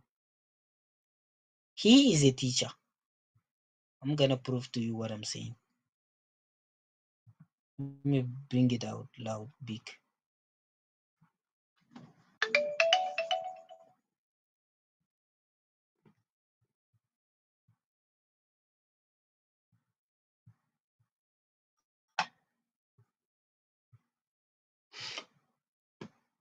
While Ben Sera is sometimes claimed to be the contemporary of Simon the Just, you know the Simon the Just was the disciple of Mufundisi, which are 70 AD destruction of Jerusalem. It is more likely that his contemporary was a high priest, Simon II. That's what they refers to him. Simon II, the high priest, is a Bantu man. Don't be carried away by these people. And this is due to the confusion with his father Joshua. They're trying to, in the context of the book of Sirach, the author's father is called the son of Sirach of Jerusalem around BC. Is Jerusalem in Israel around BCE? Think to yourself. Jerusalem was never in Israel around BCE. It was never in Jerusalem around even 80, around 15, 16th centuries, 18th centuries. It was never there. So I'm trying to let you understand that this man, Ben Sirach, was a Bantu man. He was a teacher. The son of Sirach of Jerusalem, yeah.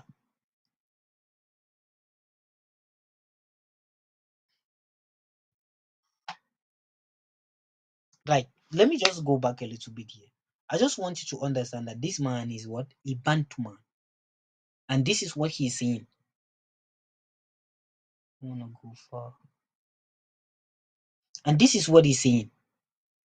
The grandson, in the 2nd century BCE, the grandson of Ben Sera noted in the parallel to his translation that those words said in the original Bantu do not have the same force as this Jehovah. They do not have that the same force. That's what I'm trying to tell you, that Hebrew was translating the Bantu's book in the middle word AD, coming to this BCE.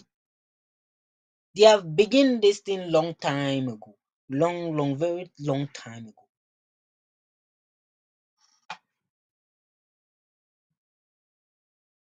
Do not have the same force as this Jehovah. As I told you that this is Jehovah or Yahweh when translated into another tongue. And more than that, even the law, the prophet, and the other books are very different in the original. This idea has proven remarkable true regarding the translation of theonems. Proper name proper name of what? A deity, right? Used for God of the Bible. The prominent Christian scholar Origen You know who is Origin? Origin is the founder of the Hexapla Bible, right? About 4 centuries later, maintained that only attribute of God can be translated into other languages, where divine names are inherited powerfully and effectively only when uttered in Hebrew. I just want to prove to you here. You know this Origin. They were the one translating. They are there when um is it I think Hezapla was translating from Greek, the Septuagint. So they know that the name Nini is still there. The name Nini cannot be translated to any other languages unless where the divine name is inherited powerfully within the Paleo-Aramaic. These people have to confuse you so that you think that it's between Hebrew and no. Origin we are translating from the LXX. I'm gonna show you. So they know that the original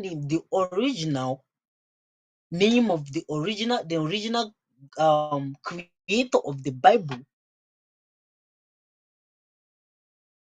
his name is not to be translated in any other languages unless where the divine name is inherited powerfully within this Paleo-Aramaic. You can only translate the name within the Paleo-Aramaic. That's why if you are looking for the name of the creator, you have to find where this Paleo-Aramaic are to know where the name of the creator is. It's still there with them. The Paleo-Aramaic, they hold the name of the creator up to today.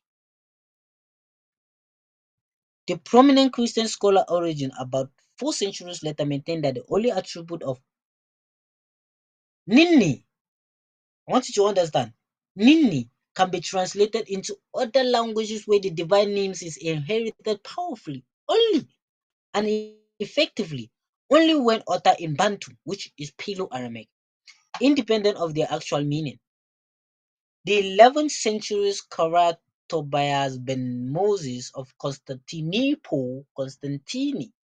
right? You remember when Constantine around 300 around 321 AD, when he approved Christianity as a religion of Rome,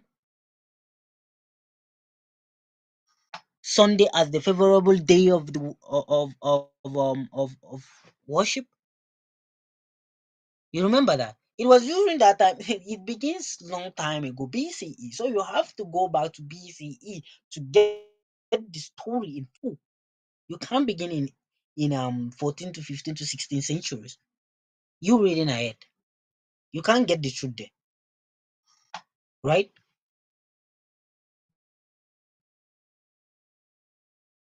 Okay, let's read this. The 11th century's Kara Tobias born Moses of Constantinople regarded the Tetragrammaton as untranslatable into Greek and Arabic because there is nothing like it in those languages. This Jewish and Christianity source reflects a long train of thought that presumes a degree of untranslatable of a square text, which is this Bantu, with special emphasis on tunums, especially the personal name of that god. You see that personal name of Nini in Bantu? It is not to be, you can't translate it. Even in Greek, mean PP, PIPI. It doesn't mean nothing in Greek. But our ancestors, which are called the 72, 6 translated from Greek and put the name in full there. The name can't be translated. It's untranslatable. Are you understanding this?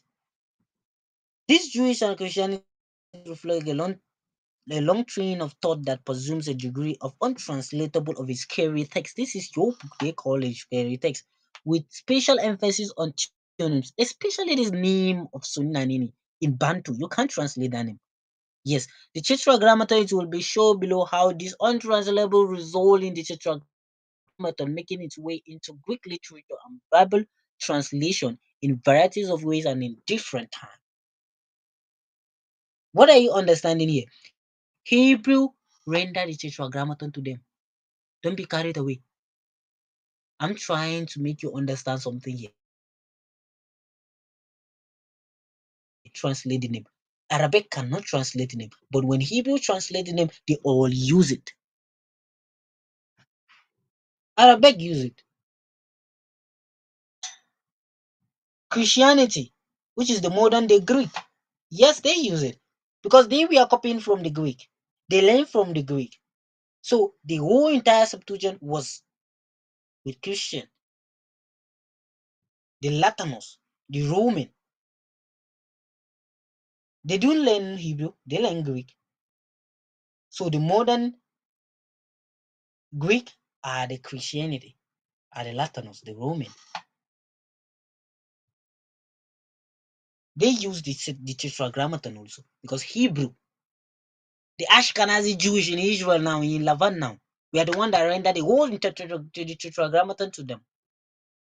They render the Tetragrammaton to Arabic. They render the Tetragrammaton to Christianity, to Greek. Greek have the name in full, and I'm gonna show you the same using this research I did. Transcultural division of theonoms. The case of the Tetragrammaton in the Old Greek / Septuagint text. The rendering of the Tetragrammaton as chaos is the same as Jehovah, same as Yahweh, right? Has been regarded for a long time as a kind of a Septuagintism that is a special inherent characteristics of the Old Greek Septuagint text that was followed or imitated in other literature as well. However, the current consensus has shifted toward the view that at least the Pentateuch was not produced under the prescription against rendering the Tetragrammaton in the same way the translator represents the proper name of human or the divinity. While representation of the Tetragrammaton were eventually replaced with Jehovah, same as the chaos, same as the Yahweh, Jehovah, same as the Yahweh, same as Lord. Now they try to make Jesus the Lord Jesus. You see these people, they trying to make Jesus now Lord Jesus. If you want to call Jesus, you have to put that Lord. Because that Lord is this spell, man. Is Bel. Lord is Jehovah. Jehovah is Yahweh. Lord is same as Bel. Jehovah is same as Bel. I'm gonna prove it to you what I'm saying.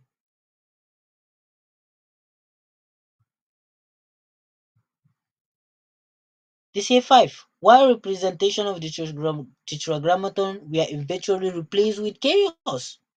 You see that? It was Nini first, but they replaced it with chaos, which is the same as the Jehovah, the Yahweh. The echo of the early practice remained for centuries. According to the view of Etov and others, the use of the proper name in 4Q paper LXX Leviticus, I think. 4Q paper LXX is the what? The Septuagint. You understand this? Reflect the original pre-Christian rendering of the Tetragrammaton preceding chaos. Christianity we are copying from the LXX. But because Hebrew rendered the Tetragrammaton to them, they use it. The pre-Christian use the Tetragrammaton, which is the same as the chaos. The chaos is the Tetragrammaton. Jehovah is the chaos. Yahweh is that same chaos. If this is correct, then the early view that in the if this is correct, then the early view that in the Greek translation of the Old Testament, Jewish scholars use the Greek term chaos to render. Greek doesn't render Jewish. This Jewish were the one that render the chaos to Greek. You understanding this? Not Greek rendering it. This Ashkenazi Jewish that are in Israel now, claiming to be these holy people, you are going to face your judgment. Don't worry. Very soon. You all see the judgment coming ahead of you. You think it's a normal thing. You will see the judgment. They are the one that render the name of Sunnanini with this tetragrammaton that they make the entire world to serve. They give Greek. Because Latinos, the Roman, copied from Greek. The name can be translated. So Jewish, the Ashkenazi Jewish render it to Roman, and Roman accepted it. Same as the Arabic accepted it. But how can we black people claim to be Hebrew Israelite? Do you know that Hebrew is the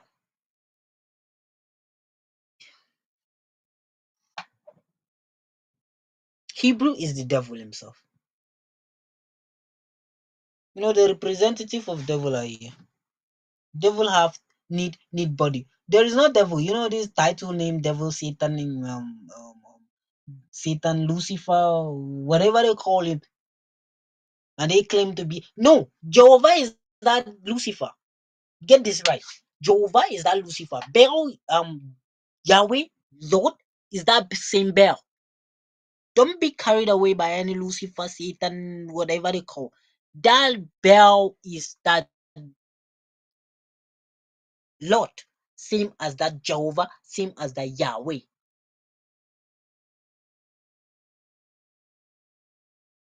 Don't be carried away. They know what we discussing here. If you can bring them, I have some videos they talking about exemplar about how the man was lying. The man was lying,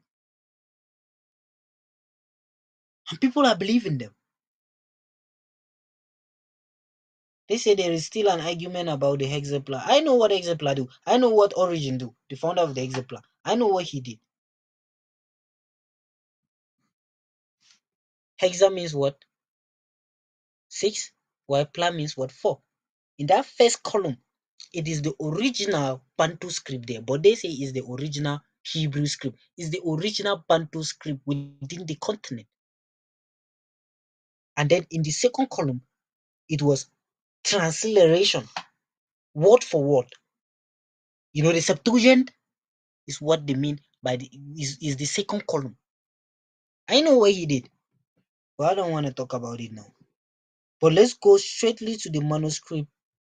This is ResearcherGate. You can go and look. You can read for it. Look at it. There's a lot there, right? There's a lot. But I just want you to pick the point. There's a lot there. You see it? ResearcherGate, right? So now we're going straight to look at Nini in that old Greek/Septuagint in full Bantu.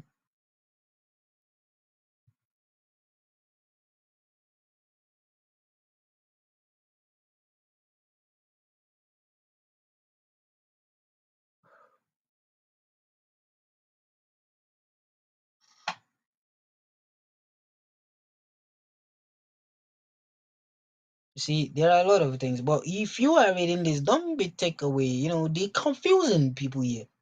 A lot. They're confusing you here. You have to know how to read it. Just pick the point there if you are reading it, right? Like,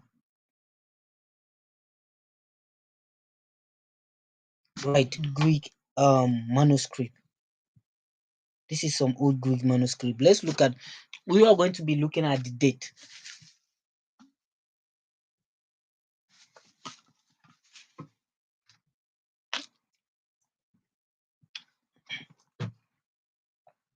We are going to look at the date. I told you that when they are translating this book, it was between the middle AD, right? But by then, that middle AD, the thing was not that strong. But between this second to third century, it was when this translation was happening. It was when they were changing the name of the creator.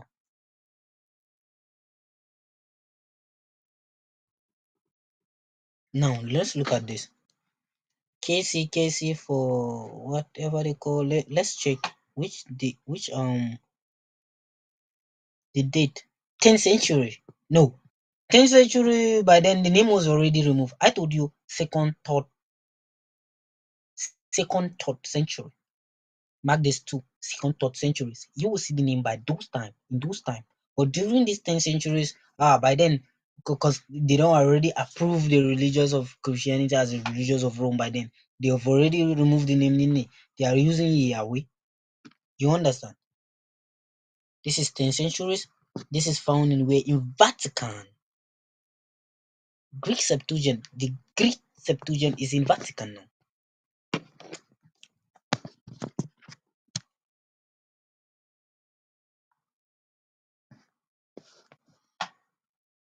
This is between 10 centuries, 9 to 10 centuries. The name is not going to be there. This is still in Apostolical Vatican.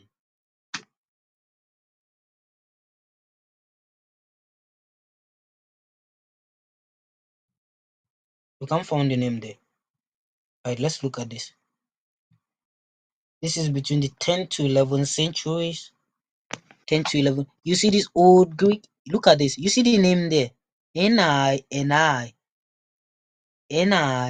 Ni by then. It was still there. But this is not more clear. This is from the hexapla, the 5 column of the hexapla. The first column with the Hebrew text was alright. Let me zoom in. The Hebrew tetragrammaton appear in all 5 columns of the hexapla. You see this hexapla? He carries a lot of things. Hexapla, origin, the founder of this. The first column with the Hebrew text. No. You see this first column with the Hebrew? No. It was Bantu text. That Nini there. You see it there. That Nini there. That Nini there was the first column with the what? The Bantu text.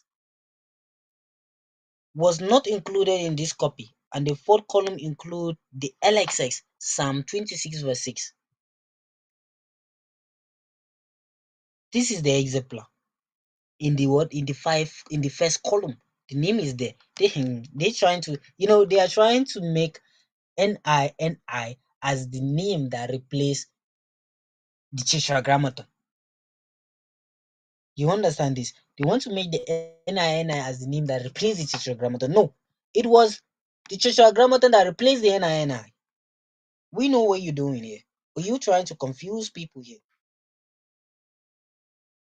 Right? Psalm 28, okay, this is between the 10 centuries. But this is the example where you can find the name Nini there. See that? It's not that clear, but I'm going to bring out. Let me show you something first before we can proceed. Let me show you something first. So that whenever we're going, exemplar.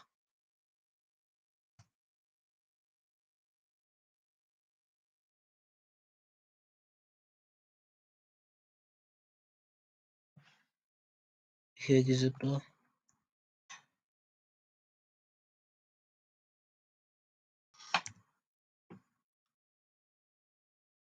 Why is it telling me to leave?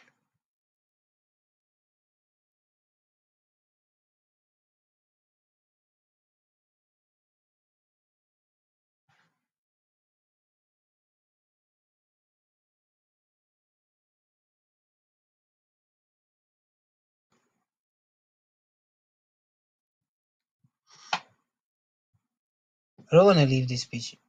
Why is it telling me to leave the page? Wait, let me do it here.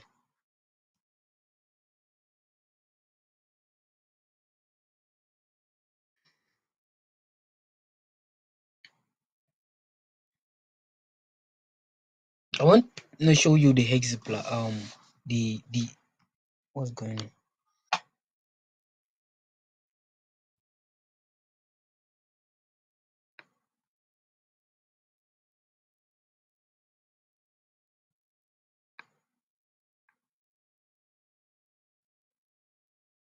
Right, look at this.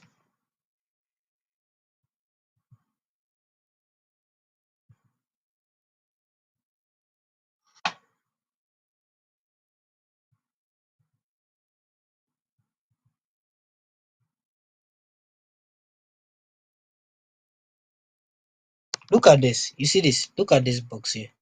Right. You see this lost here is the original Bantu script. This lost is the original Bantu script translated to the Tanakh.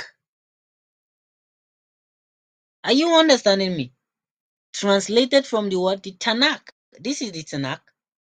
And this is the word the LXS, which is the Septuagint translated by the 70s. Using the original one. Are you understanding me? And you see exemplar here? Exemplar was translated from the LXS, still at the same time from the Theodosians, which the Theodosians translated from the word the Tanakh, which are the original Hebrew. This is the original Hebrew, the Ashkenazi Jews that are now in Israel. They have the script with them, which they translated from the original Bantu script. This is the Bantu script, which they call the Lost, and this is the Tanakh. Why they call it Lost? Why is with them? And this is the LXS. And you see origin. This is origin, which is the exemplar. See him here? Hexa means what? 6, and pla means what? 4.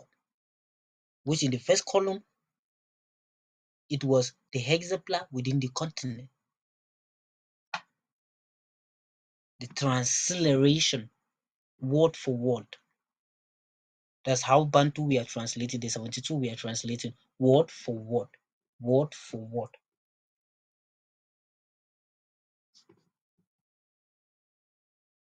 But this is the Tanakh. Now, right now in Israel, in Hebrew, we don't need it. As far as we have this LXS, we found everything. Which is the what? The King James. So I just want you to understand what is written here, right? You can go and read, you know.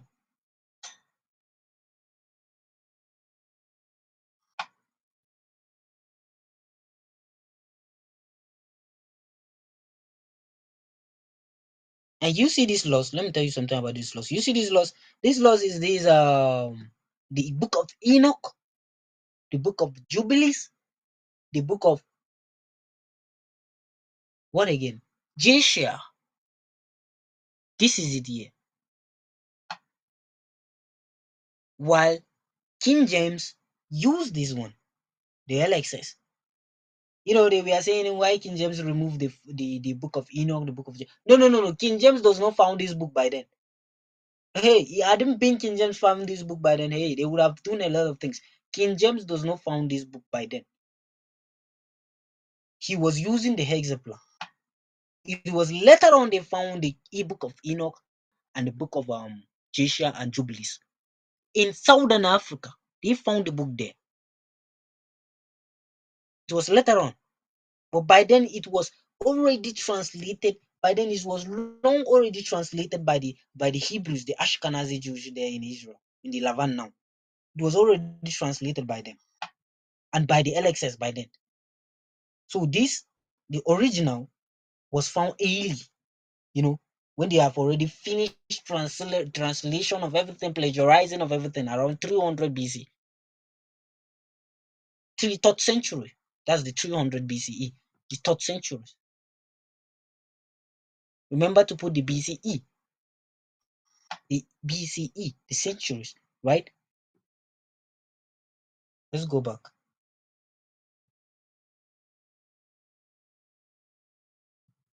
Now, this is between the 10 centuries, the hexapla. You see origin? This is in Greek. You see it there. Ni. Apostolical Vatican. You can see the places where you can find them.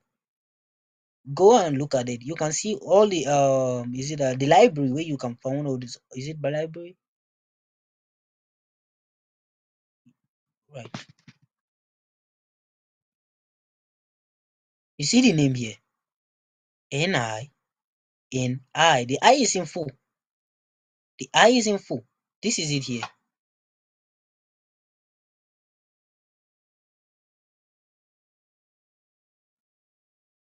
They say Yahweh, right? With a line Hebrew of Yod for what they say followed by. No. N-I. You Yahweh follow this. Not this one following Yahweh. You understand it? This is Nini. N-I. This transitional combination represent the tetragrammaton in Psalm 22 verse 20. LXX. The LXS, right? 21 verse 20. In 3 separate ways in the Septuagint column of origin hexapla. See the name there. Ni.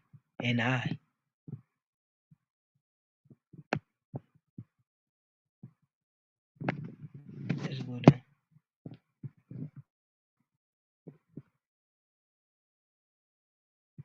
This is between 1st century BC.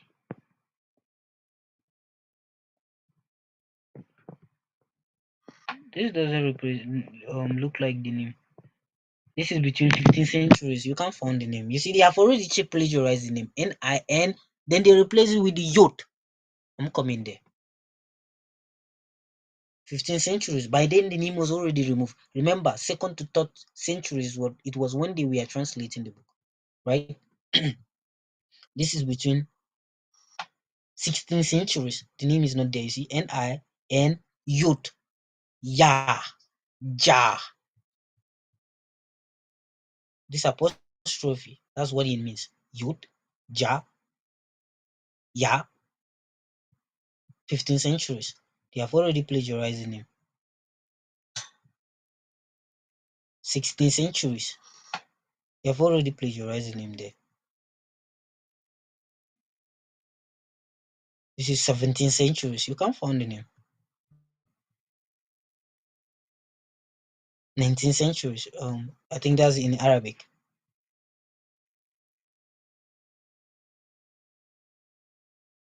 This is in Syriac.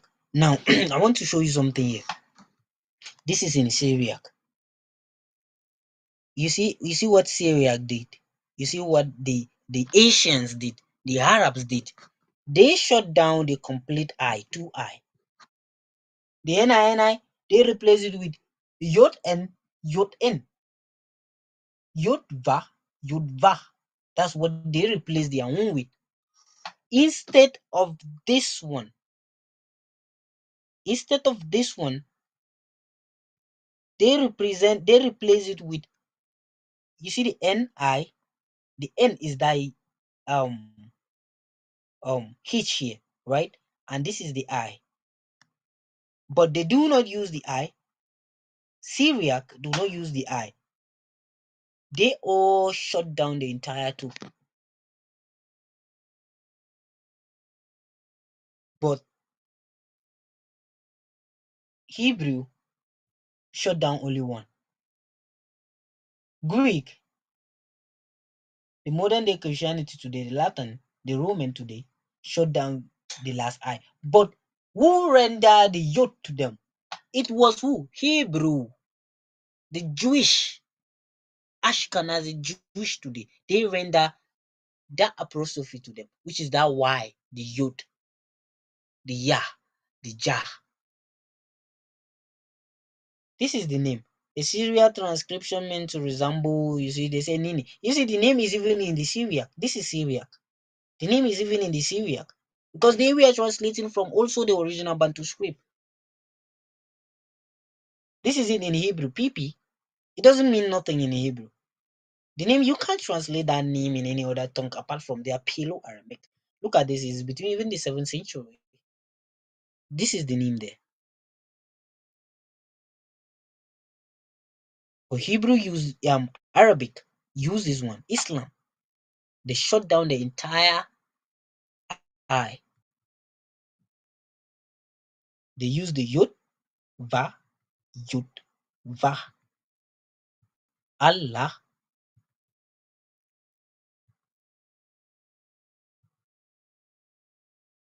This is between the mid-1st century.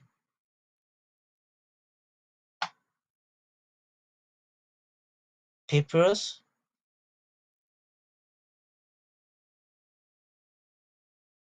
But name seems to be in full.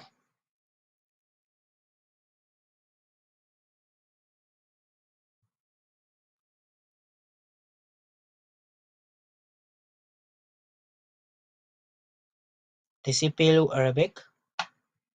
This is between 50 BCE. 50 BCE.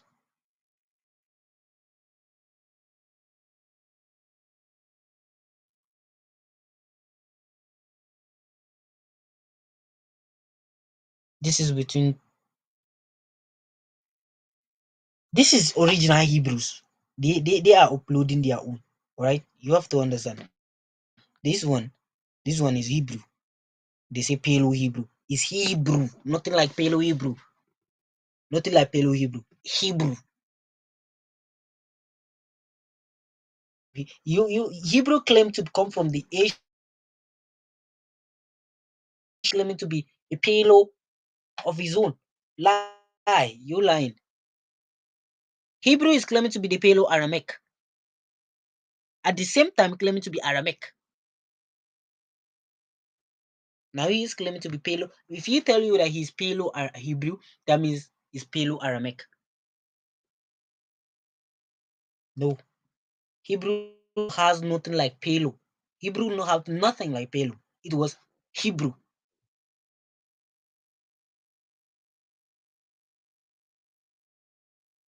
It was only Paleo Aramaic, which they came and copied from them, and they claim to be the Paleo Aramaic themselves.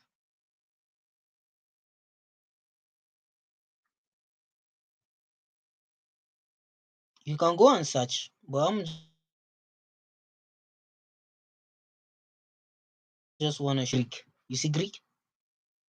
N-I-N-I. N-I-N-I.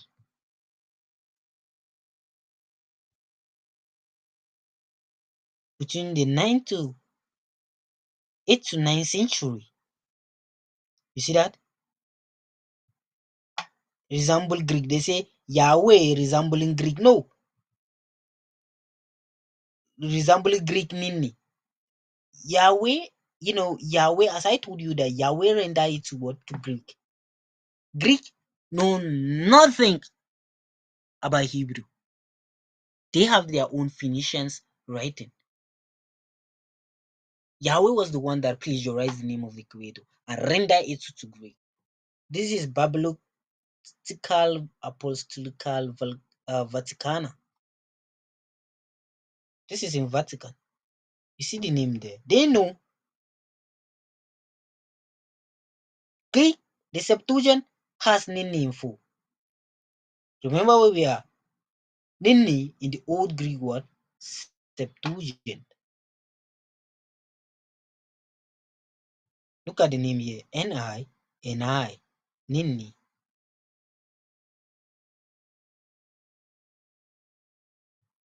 Nini for Yahweh.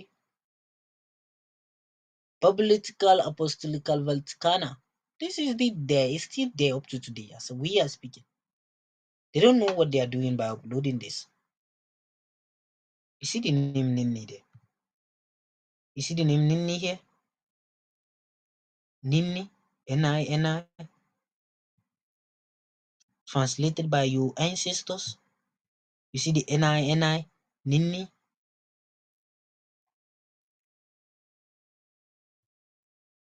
For Yahweh, British Library. This is in British Library board. You see that? Can found it there. Why is Nini doing in the old Greek Septuagint? This is it here, and it doesn't mean nothing in here in Greek. Don't you think? What is Nini doing in Greek while it doesn't mean nothing in Greek? As we see that Ptolemy II urged the 72 elders, 6 from each tribe,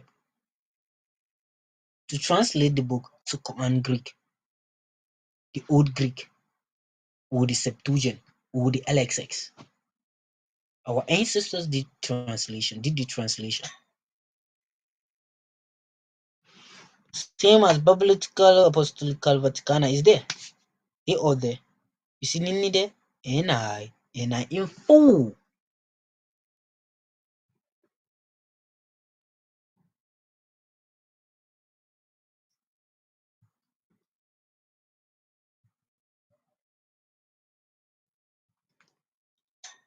This is Syriac. You see what Syriac did? You see what Syriac did? You see that? He shut down the entire eye.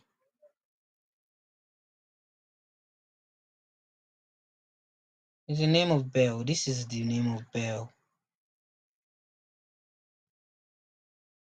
This is Bel. This name that you see here represent Bel. They know their father as Bel. They know. Is representing that same serpent in the garden. The first fallen angel to fall. Yahweh, yes. Yahweh is that same fallen angel to fall. It's not devil, it's not Lucifer, it's not Satan. No. It's that Yahweh. You worshiping Yahweh. That Yahweh is the demon. Is that fallen angel that give birth to that races. These are other races that you see in there. bringing out, replacing the name of the creator with the name of their father.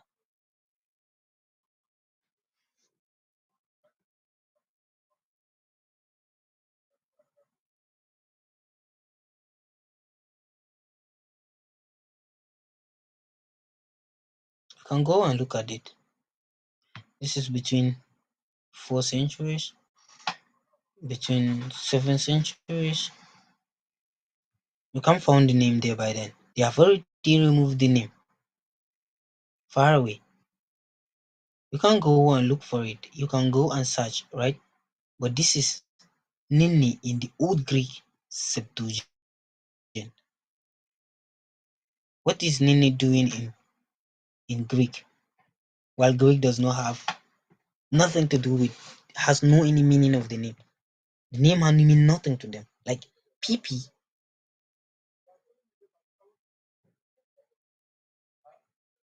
see Nini there? You see NI, NI, NI, NI.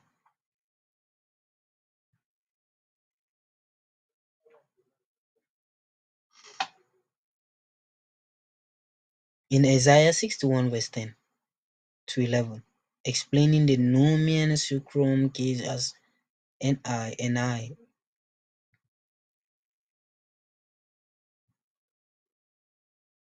This is the name there. In full.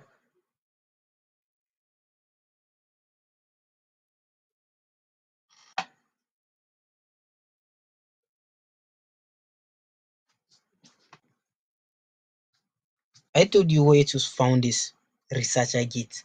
You have to found this very fast. Hey, when they notice this, they are going to remove it. I know them. Some biblical location that we found in on the map, when they begin to understand that we are finding them, they are removing them. I could remember a lot last year we can see them, but this year you can't see them. The last 2 years you can see them, but since from last year to this year, they are removing them. But we are doing the videos to keep them. They take down the videos, we have the original copy with us. It's open.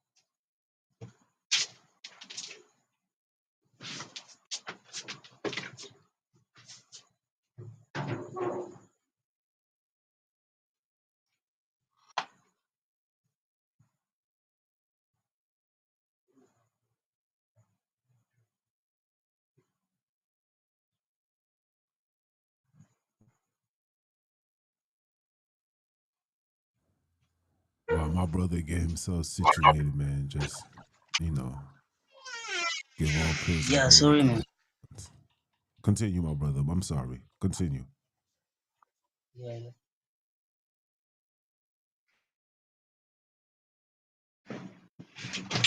Share this video, Yeah, save this so video, um, do everything.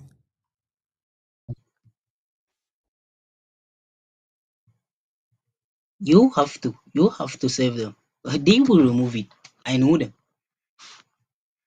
I Oh, know them. it's Whenever safe. I Trust upload me. a video on TikTok, It's safe. Every video is safe. Don't worry about it. Continue.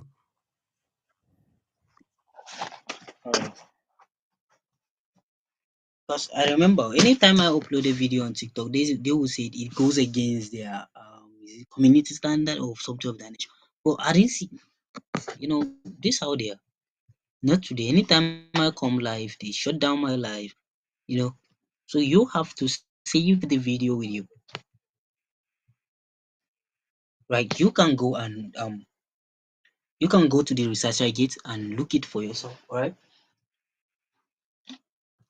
But this is the end, okay? As we see Nini in the what? The Old Greek / what? The Septuagint. Now we are going to do what? The number 6. Nini in the language of Judah. The Ezikosa.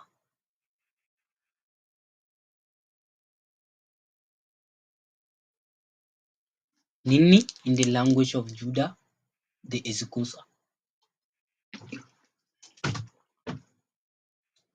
Let's look at this. The Ezikosa. They are still holding the name what? Nini with them. The language of what? Judah. The kingship. The kingship. Like the diasporas.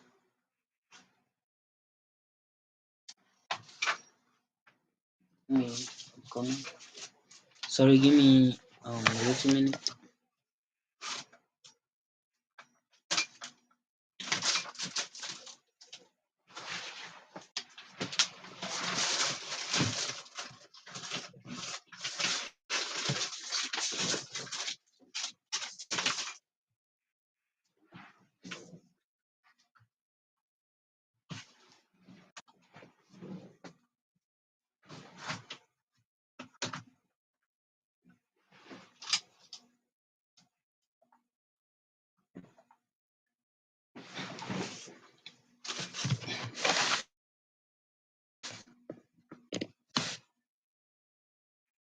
It's coming.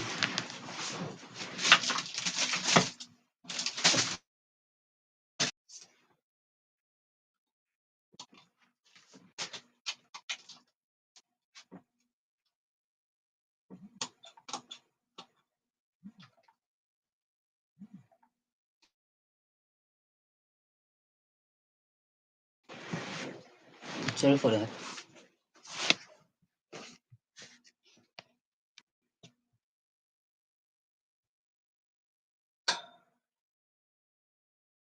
Nini in the language of what? Judah. Judah, which are the what? The Ezikosa. The Ezikosa are the ones that call the name Nini.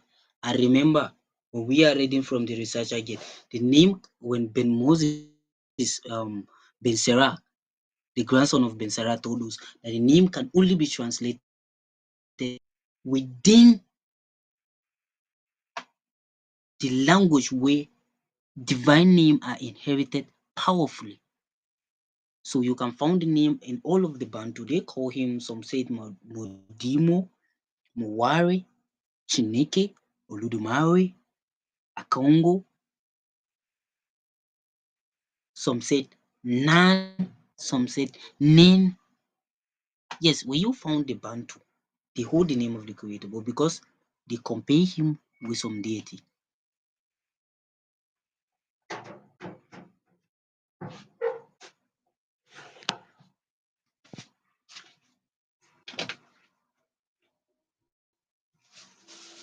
Right. Because they compare him with some deity, so the power in the name was removed out of their mouth. Yes, I'm telling you reality.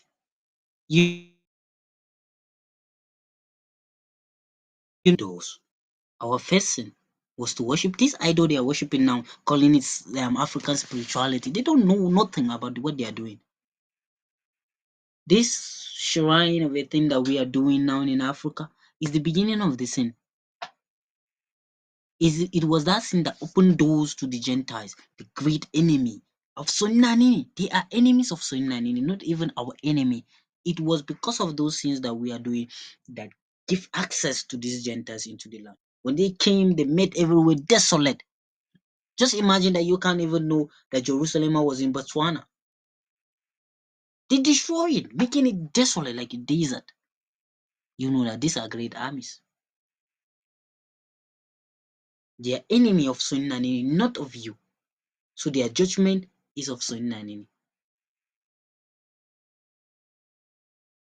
It's going to execute judgment on them. Using you, Bantu.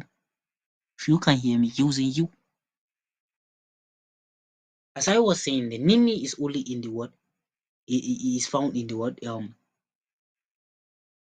the language of Judah, which are the Ezikosa. and the name can only be translated within the Paleo-Aramaic. Yes, the Bantu name Bantu. We begin to know the name Bantu between the early 18th centuries. The name Bantu exists early 18th centuries.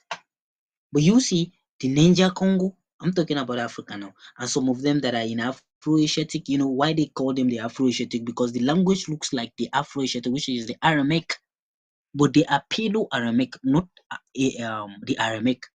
So they call them Afro-Asiatic. No, they are not Afro-Asiatic, they are Paleo-Aramaic. They are those tribes that I told you that they came, they were the one living in Egypt by then, during the reign of Ptolemy around third BCE, third centuries.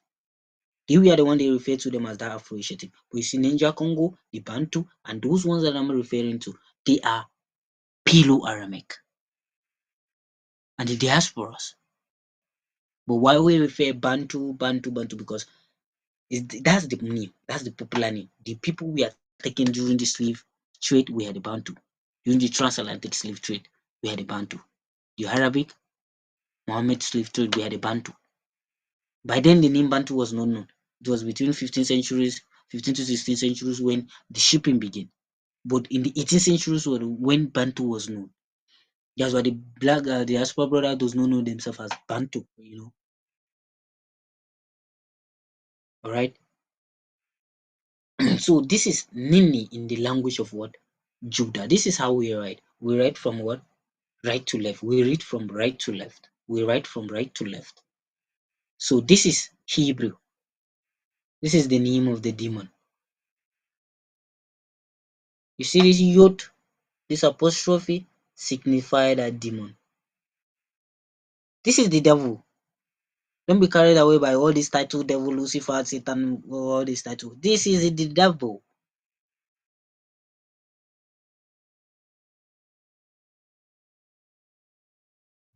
See that? Nini. For Yahweh. Hexapla.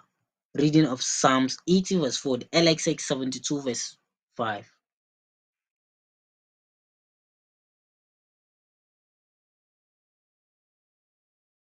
Sorry for that. I'm reading from I'm picking up the pictures on my WhatsApp.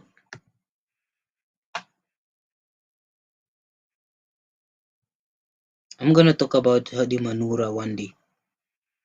But I'm going to the language of Judah now.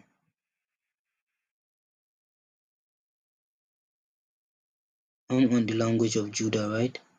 So as I was saying that the Judah, we are the one that call Nini. Let me bring out some pictures for you to understand something here. Right. You see, this is how we write. When I show my stepmom this, she told me that this is how they write in Wia, in that book that I was saying. You see that? So this is the first one, which is the N, changed to Hebrew, to Greek. The original one changed to Hebrew. I show you how Hebrew we are copying from the original, and same the LXX was copied from the original, right? Mean he, man with what? Arms rising. You lift up your hand towards heaven. Yes, this is how we pray. Not, let me go ahead. Man with arms rising. Abraham lift up his hand towards heaven. This is how we pray. We pray lifting up our hand towards heaven. But when Lucifer came, this is the second one. This is the second one, right? Changed to Hebrew and to Greek. Means va, tent peg. Man with arms rising, tent peg. And then this is the Lucifer zone. You see what he did? Yod, arms and close hand. He stopped the worship and told you that whenever you're praying, you join your hand together. Is that not what Lucifer told you? Join your hand together while praying. This is praises to Lucifer. You are praising to Yahweh. You are praising to Jehovah. Are you understanding this? Arm and close hand. And he said he means worship. Hey, lie. He's lying. He stopped the worship. Man with arms rising in his tent peg.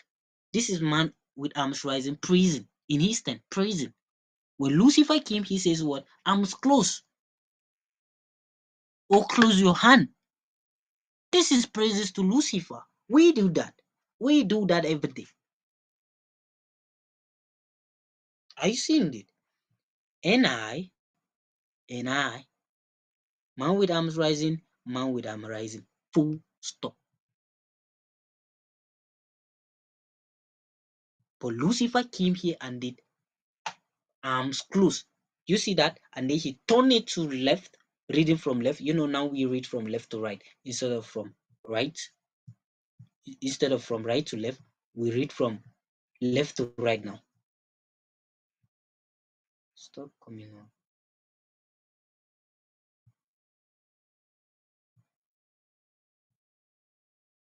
Instead of from right to left, we read from what? Left to right now. Yahweh, arms close, man with arm rising. He stopped the worship. We all worship this Yahweh. If you are Islam, you are even worse.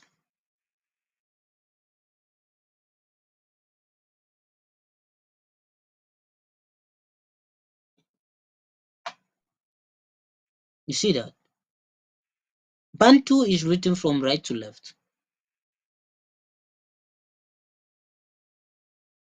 not Hebrew. Hebrew also will write from left to right to left because it was during that time,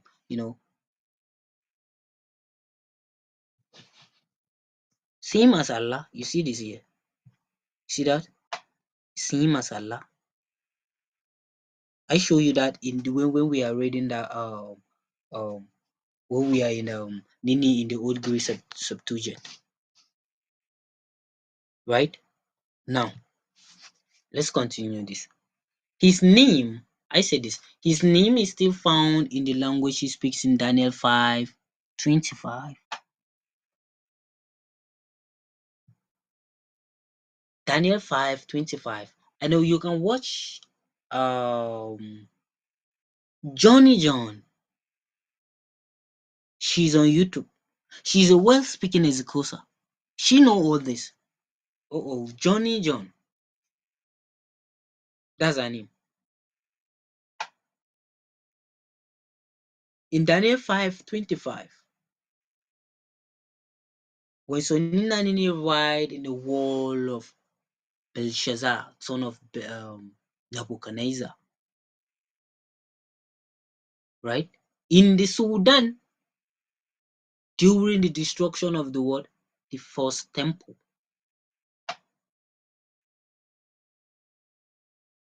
When son of Nebuchadnezzar took the golden vessels, which they took from Egypt, from Jerusalem. He took them to drink wine with his concubine, and he saw a handwriting on the wall. Mene, mene, tekel, ufanzili. But in the translation, what they give us was to say mene, mene, tekel, ufanzin. Because mene, mene is also an English word. Tekele is not an English word. So they have to use tekel. Ufanzili was not an English word, so they have to use ufanzin. You transgressor, overboard, fail, dispossess. Your kingdom is numbered, is given to the Mede and the Persian. This is Daniel coming to interpret, because Daniel is an executioner man, a Judah. The hand was written many to kill you fanzily, because Sennanim knows that Daniel is going to interpret it to son of Nebuchadnezzar. Why is the creator writing Ezekosa in the wall in the wall of Belshazzar in Babylon? Sorry, why is he writing? What is this? Let me do it like this. Sorry for that.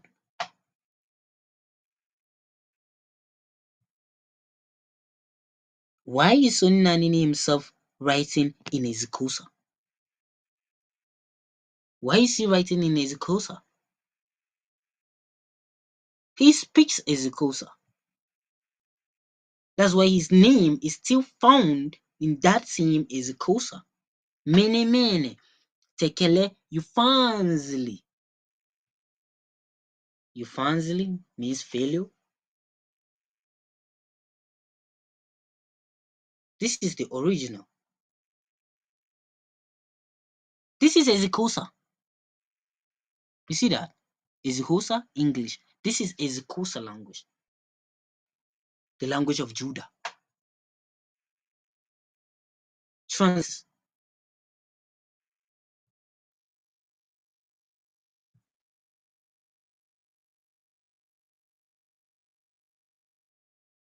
Why are they removing, what's there is something I want to tell you here.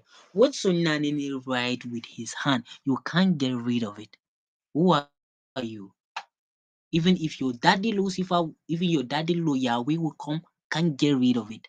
What's Sonanini write with his hand? You can't get rid of it. You either plagiarize it, but you can't get rid of it. You can't remove it. That's why they can't remove the name of the creator. They can't remove the commandment because it was written by the hand of Sonanini himself. You can't get rid of it. It must be there. That's why this one is still there. Many tekele you fanzili, but you try to lie to say many tekele you fanzili, meaning what?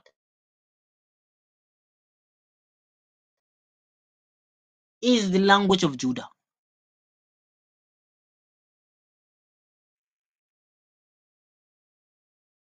They know what we're saying here. They know. I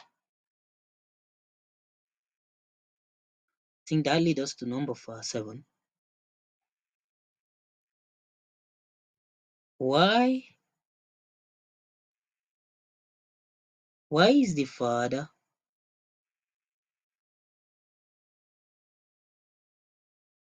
Sorry.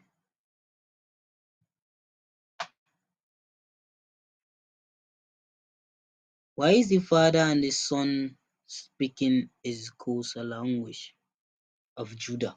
Why is the Father and the Son speaking Ezekusa language, which is the tribe of Judah? Why are they all speaking Ezekusa language? I'm showing you here the language of Judah, which Sonanini himself speaking it, which his name Nini is still found in that same language. And look at the Son in the book of Matthew 27 verse 46. And about the 9th hour, the Messiah cried with a loud voice, saying, Eli, Eli, lama sabachthani. That is, look at full stop. Stop there. And about the 9th hour, this Messiah cried with a loud voice, saying, Eli, Eli, lama sabachthani. Full stop. We don't need no interpretation.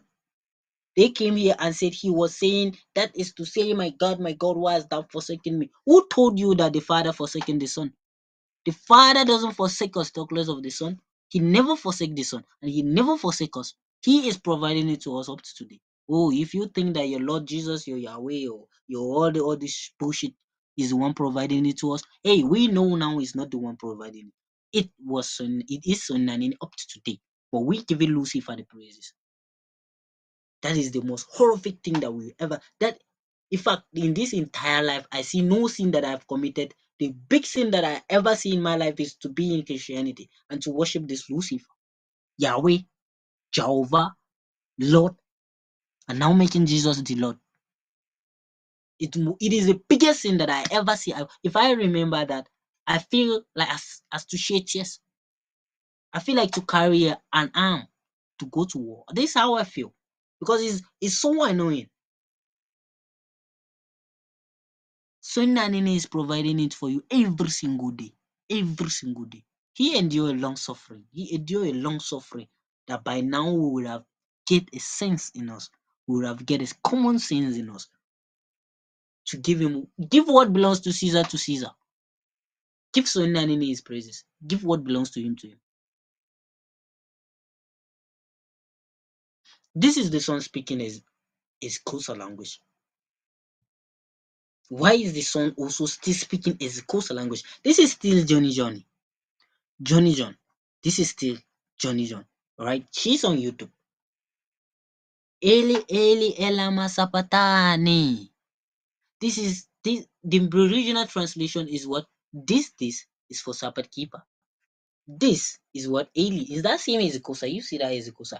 Eli, which means this. So the other Eli is same as this. So means this, right? Elama. Sapata, Sampa. Sampa is even in the language of Izikosa or the Zulus. Sapata. Is it Shona?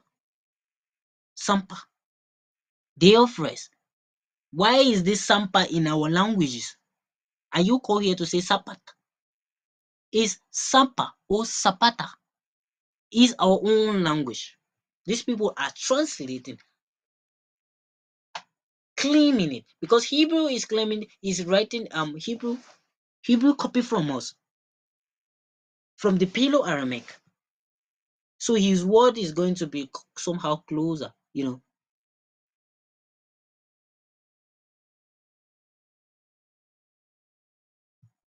In full, Eli Eli Elama, which means this for Sapatani, Sapat keeper. This is same as Johnny John. Eli this, Elama, Sapatani. And you know what he's saying? He's speaking to them about this Manura. I'm gonna teach you about this Manura.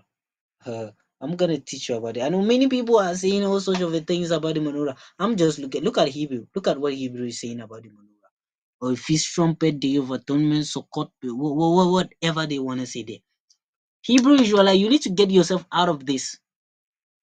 You leave Christianity, the baby, and you go to the mother. You have to get yourself out of this.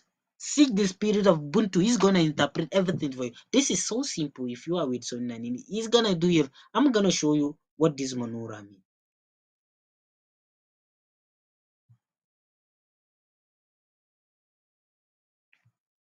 But we are here. He's telling them that this is for Sabbath keeper. Keep the Sabbath keeper. The Sabbatani that he said, it doesn't mean only Sampa. It means the entire feast. The entire feast. Passover, Feast of Unleavened Bread, Feast of Weeks, Day of Atonement, Day of Tabernacle, Feast of Tabernacle. All these feasts. There are even about 7. There are 7 of them, which consists the December day. There are even about 7 of them. Sapatani. This is for what? Sabbath keepers. The Sapatani is what I just listed for you.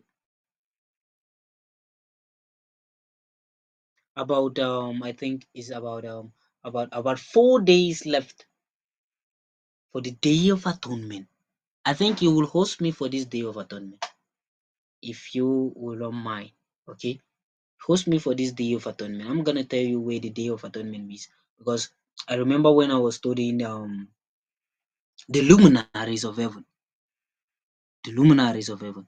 I was taught as if somebody is close. Oh, you can't understand what I'm saying.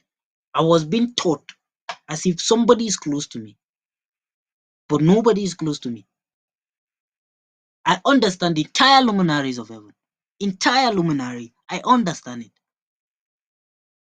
From the beginning to the end. And when you understand these luminaries of heaven, I'm telling you the truth that you are going to keep this Sapatani accordingly. And whenever we begin to keep this Sapatani accordingly, hey, you bring him back Soinanini into this earth. And you know that Soinanini doesn't dwell with unrighteousness. He is righteous, so he doesn't need unrighteousness. He's gonna get rid of unrighteousness, get rid of evilness, and set his righteousness here. And this is what we're doing. Don't be left behind, thinking that you doesn't follow. I'm as you, my friend doesn't follow this. I'm gonna you. Everybody has his own life in his hand. You either choose the right way or the good way. There's two things involved in this earth. You can't be between the two, good and bad, good and bad. No, you can't be between the two. You either go to the bad and go, or you go to the good. So wherever we keep that sapatani, hey, you know what is known as destruction, renovation, climate change.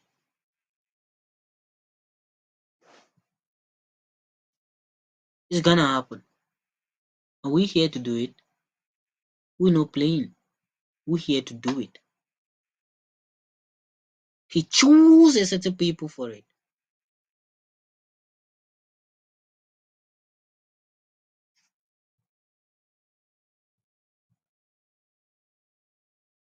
Nini, and I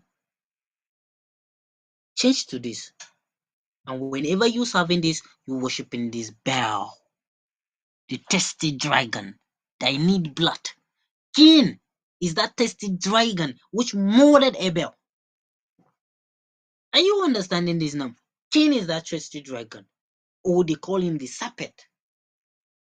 Go to Vatican churches now. The entire images in Vatican are the image of the serpent and the dragons. Why are image of serpent and dragons in Vatican?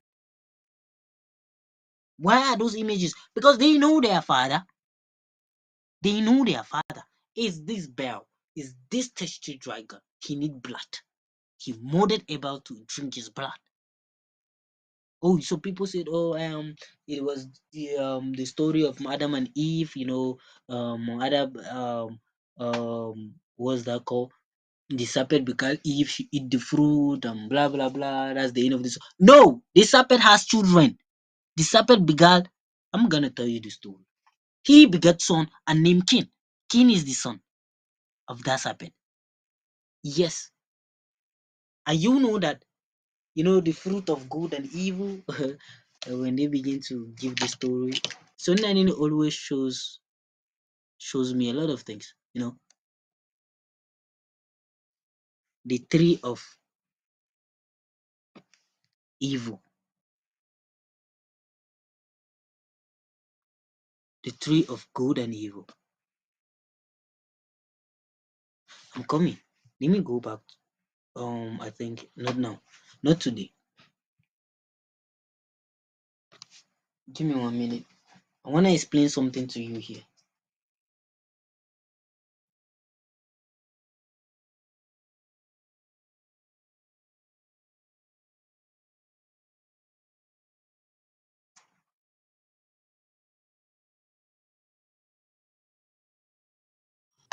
Hit the like button, guys. Share it. Give it to the people, your friends and your family, those that's in Christianity, Islam, claiming to be Hebrew, ISIS, Ra'el. Send it to them, man. My brothers out here dropping bombs, nuclear bombs. You heard? All praises be to the heavenly ones. Continue, my brother, please.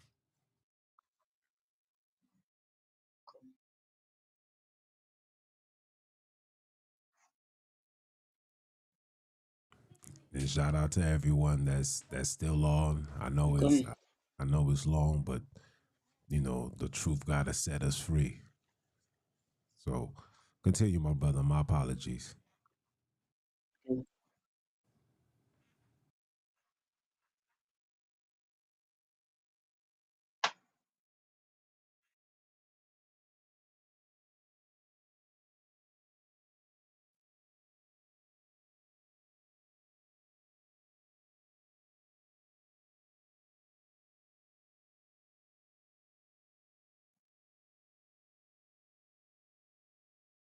I want to bring a scripture for you to understand something here.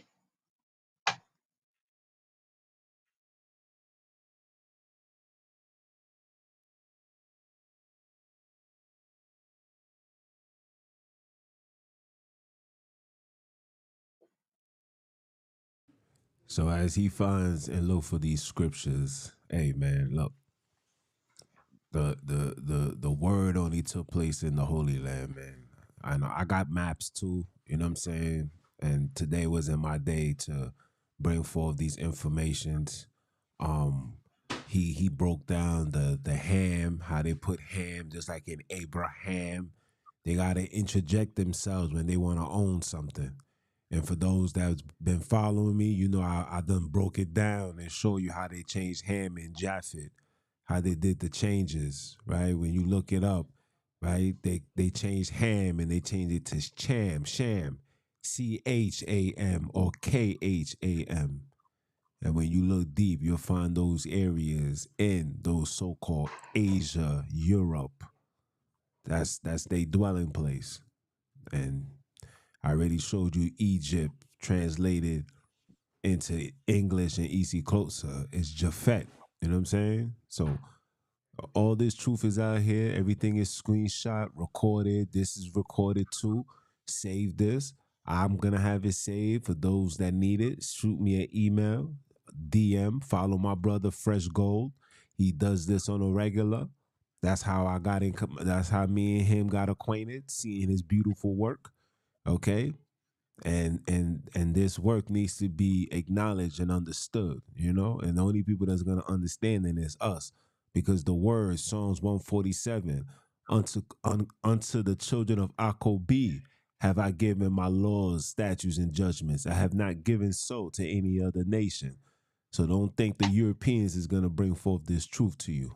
All right, continue, my brother. My bad. I was looking for it. I'm talking about the fruit of good, fruit of evil, good and evil, as they talk about. That fruit of evil is of that Lucifer. When you are evil, you will give birth to what? If you are wicked, let me use this word. If you are wicked, you will give birth to what? A wicked more than you. Lucifer can't give birth to good.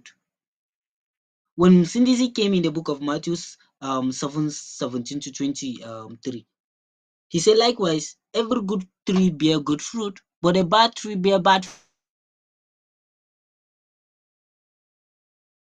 fruit. The serpent, he bear Cain, and Cain come out somehow more wicked than him. He went on murdering, the first person to commit murder. And he is the father of this European nation, Euro-Asia. He is their father, Cain. And you know that when evil gives birth to evil, evilness continues. When wicked man give birth to, it's gonna be a wickedness, like a wickedness, the whole entire generation, because it is his DNA that he passed to them. They can't be good. The tree of evil is Lucifer, is that serpent, and the tree of bad is Adam. Sorry, the tree of good is Adam, while the tree of evil is that serpent. After the flood, when Tsunami flooded them, we think that all of them are dead. They are not. They escaped the flood and later on came out. When they came out, they began to trouble the sons of Japheth. They troubled the sons of Japheth. Sons of Japheth went and meet their father Noah. Their father teach them how to capture them, how to capture this evil spirit. They came to Noah and said, those the same spirit that we are before the flood has came back again. Yes, it's true. They came back, and I have a map that's showing black people catching those. Oh, these people know what they are doing. I wish I can send a map here to show you. The black people, we are catching them with what Noah showed them. Because Noah went and seek from Soninanini, and Soninanini sent his angel to teach Noah the medicine of how to catch those evil spirit. They came with a body. They need a body to operate. That's why Lucifer need a ghost, a grieving image to dwell in. he dwelt on non-living thing. That's why Soinanini said, do not serve any other gods before me. Do not make for yourself any graven image to worship. Lucifer dwell in graven images. You understand this? So these children, this seed line, this R1A DNA, this reptilian, well, how I want to say it, I have a teaching to do about the Homo sapien and the Neanderthal. These two lineage, the Homo sapien and the Neanderthal. I'm gonna teach the Neanderthal are the fallen 200 fallen angels that came during the time of Enoch. I mean Jared, father of Enoch. And the Homo sapien are children of who? Cain. The Neanderthal cannot survive here. But these Homo sapien are here. They are the sons of Cain. But they claim that we black people are the Homo sapien. Oh, well, you are saying we agree that we are Homo sapien. We know that you are the Homo sapien now. They are the Homo sapien. While the Neanderthal are the 200 fallen angel. The giant. Somehow, some of them somehow mix up with the Homo sapien. Because I know that the Neanderthal are not all of them that are not here. They are here, but they mix up with the Homo sapien. They are here. So whenever Lucifer gave birth to fruit, because he is a fruit of evil, the entire generation will be evil.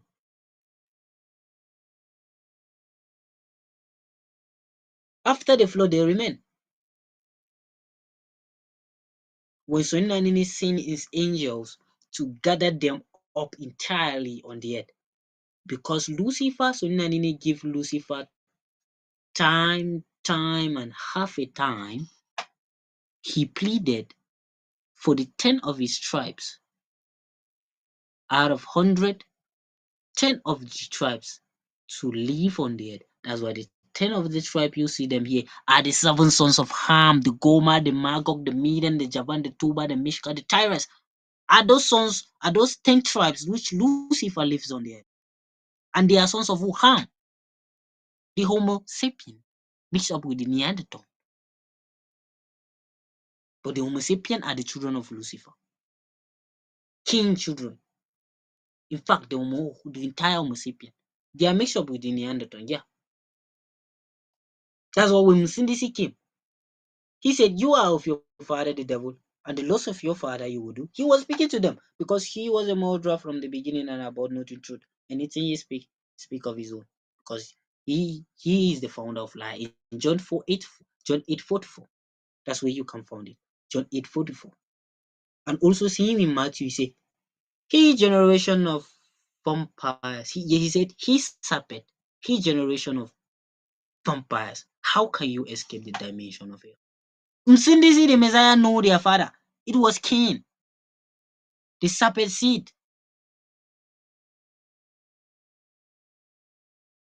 He knows their father. And the same people, the Greek, the same people, the Latinos, and the same Hebrews were the one that murdered the Messiah. They shed the blood of the Messiah like their daddy, Cain, did. They were the one doing it. And they are the same people plagiarizing your own school, Hebrew, that rendered the Yahweh to them. That's the language of the beast. The language of the beast is Hebrew. As you know that the language of the Creator is Kosa. Yes, he speaks the language of Judah mostly. And I'm showing you where the son was shouting, Eli Eli Elama Sapatani. I have proof, many proof. Let's go to the book of. Sorry, I'm concluding. All right, I'm concluding the video. Let's go to the book of I have many proof to show you that the entire story was happening in Africa. Right? Let's go to the book of I think let me do it like this. Let me do it like this. The language of Lucifer is what? Hebrew. While the language of Soninanini is Ezekusa. Is the language of the Creator himself. The Son and the Father, we are speaking Ezekusa. I didn't say it, only Ezekusa is the language. No. The Paleo Aramaic entirely is the language of the Creator. Is the holy language. Is a holy language. It's only with them you can find the name of the Creator there. You can't find the name of the Creator elsewhere. We all look black and brown, but we know all the same. We not all the same. We different.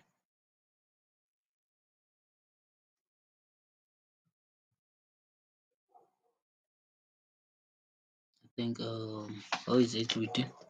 I want to prove it to you. We are still on the Father and the Son speaking Ezekusa, right? Hosanna.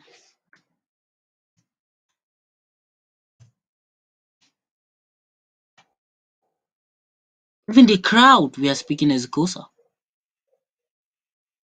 The crowd which follows him. They speak Ezekusa. Why are they speaking Ezekusa?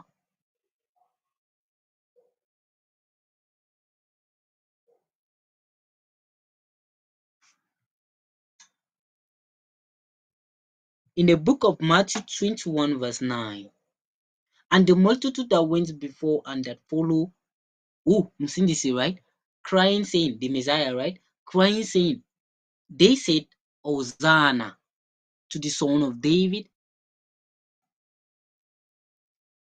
They say, blessed, don't use this word, all right? This is cursed. Be you blessed. Is he that cometh in the name of Hosanna in the highest. I want to prove it to you that the people we are not shouting Hosanna. Get me right. For you to be son of David, what are you? What are you? You must be a what? A prince. And the multitude that went, this is a translation of this book. And the multitude that went before and followed Christ, saying, Hosanna, Hosanna, son of David. Let's translation.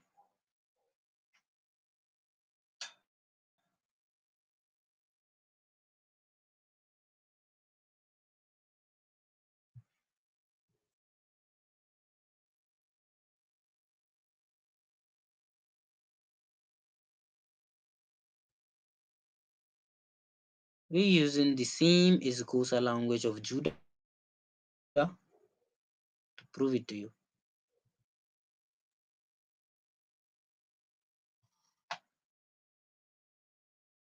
That is true. I think it's Zulu.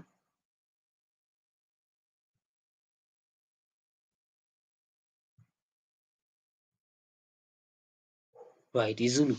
You know, Zulu is Kosa is the same language. It's the same, has no differences. Zulu says Sonina Nini, Kosa says Sonina Nini.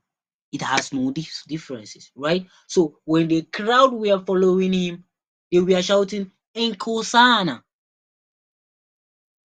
Nkosana, not Hosanna. They were shouting, Nkosana, son of David.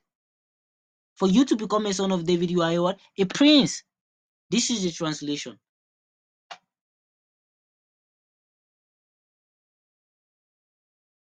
This is a translation of this book.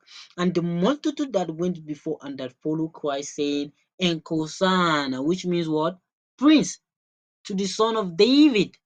David is a king forever. If you are from the lineage of David, carriers, DNA carrier of David, they are still here. You are king forever, prince forever, queen forever, princess forever. The Ezekiels are here. And the multitude that went before and that followed Christ, saying, Hosanna to the son of David. In Bokun, or increase, is he that cometh in the name of Sonina Nini. You see the name Sonina Nini that they replace with Lord. Prince. in the highest. Prince in the highest.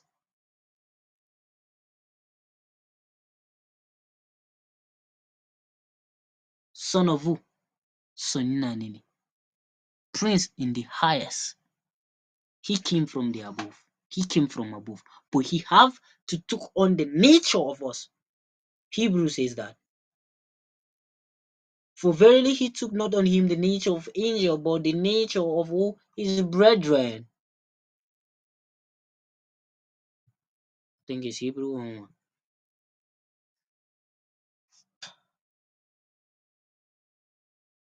I think it's Hebrew 1:1.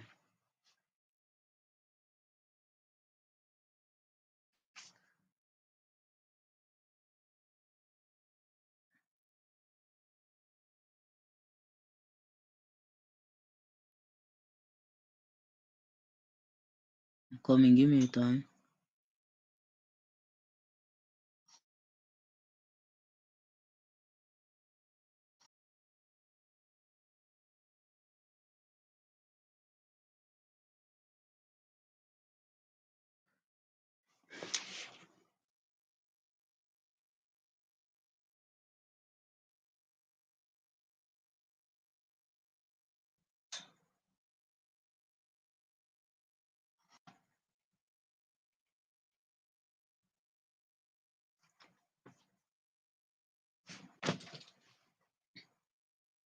Oh, sorry, it's Hebrew 2:6, right? Hebrew 2.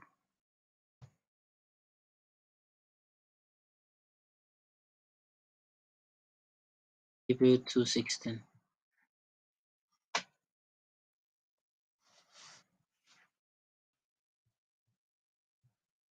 Hebrew verse 2 to 16. For verily he took not nature of who angels, but he took on him the seed of Abraham.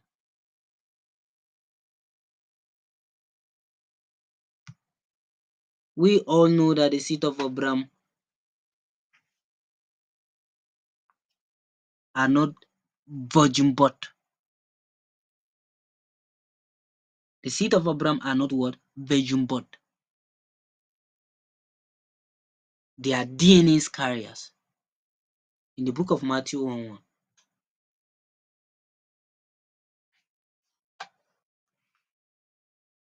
In the book of Matthew 1:1.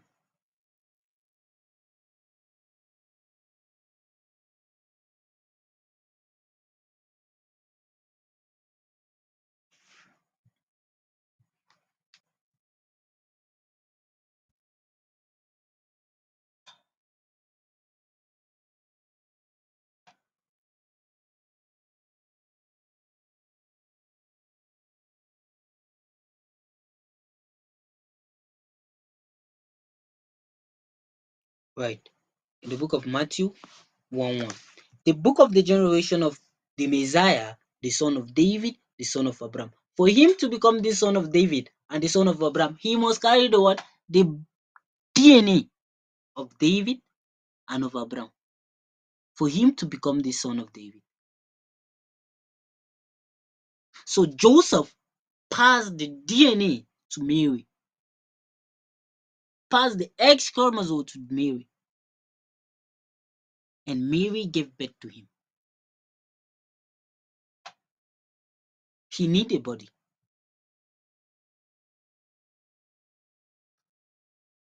You understand this? So he is what? A son of David, from the lineage of David. Joseph is from the lineage of David. The father carried the DNA, right? That passed it to the mother. Then the mother used her Y chromosome, right? If he was a male.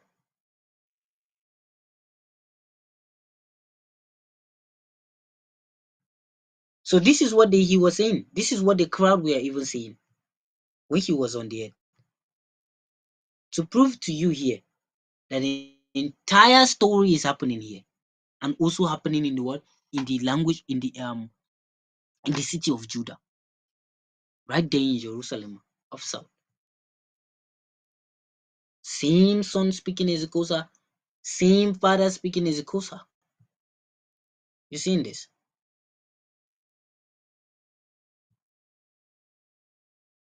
Let's go ahead. Bali from H1180, from H1167 with a pronominal suffix my master, Baal, a symbolic name of who? Jehovah, same as Lot. If you think they doesn't know, they know. They know that Jehovah is the name of Lucifer. Jehovah is that bell. Yahweh is that bell. This is Jerusalem destroyed around the 70 AD. This is Jerusalem that stood in the Kalahari Desert. This is the third war. This is the first war. This is the second war, and the third war is the war that they penetrate inside. They came through the third war, and I'm gonna show you. Let's do it like this. Let's find an old map of the temple, Jerusalem. Let's find it. They know everything. They keep all record of everything. They keep the record. Let's look at the old map of Jerusalem.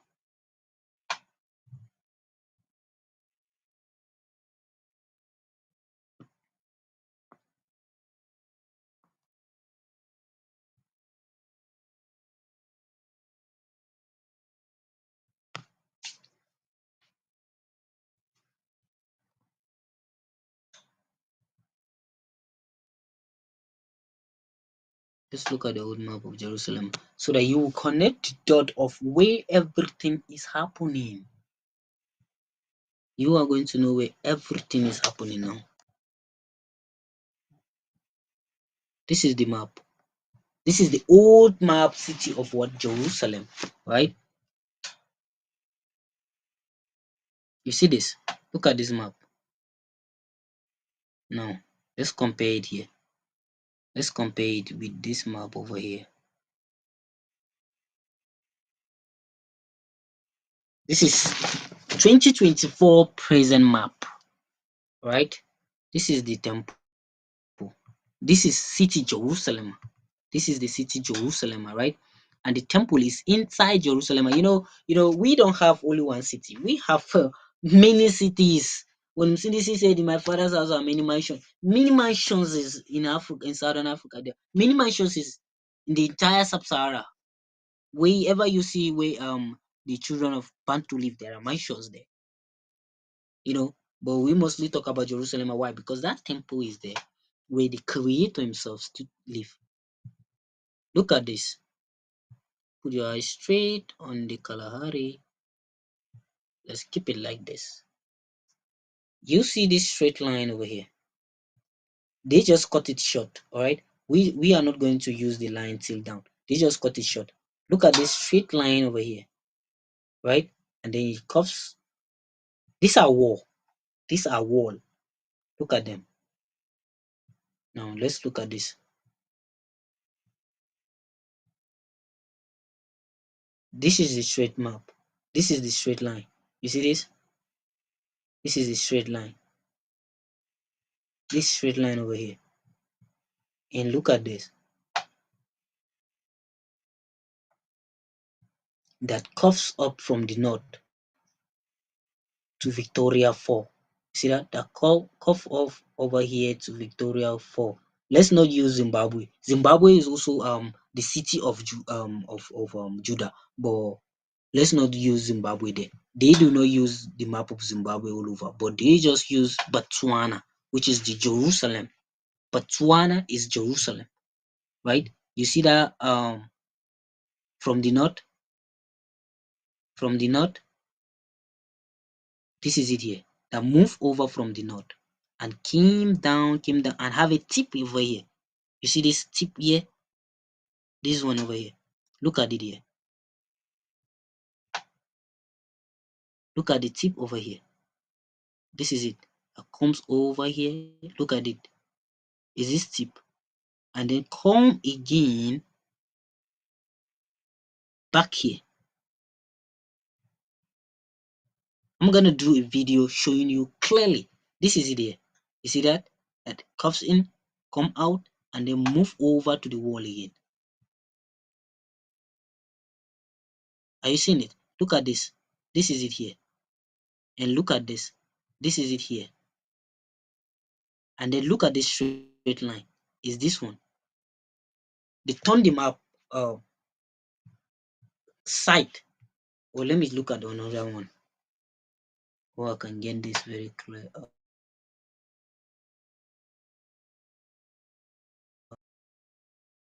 You see this one? The straight line is this straight line here. This straight line here is this one. And then move over to the north.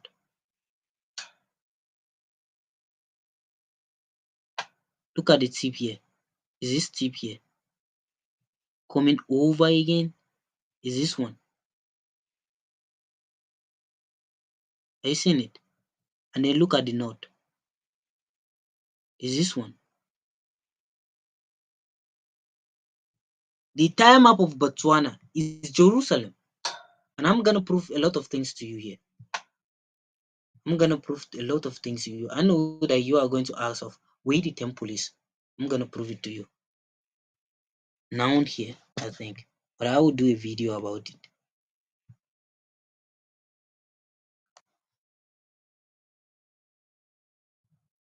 Now look at the temple here. This map is not even more accurate, you know. It's not even more accurate. Let me do it like this.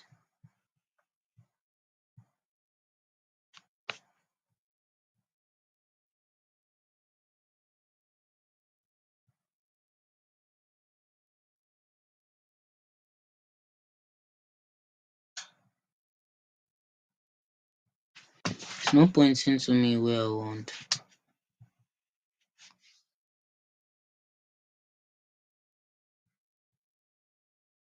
There is a map, I have it now, but it's in my phone. So if I will send it here, I'm gonna waste time.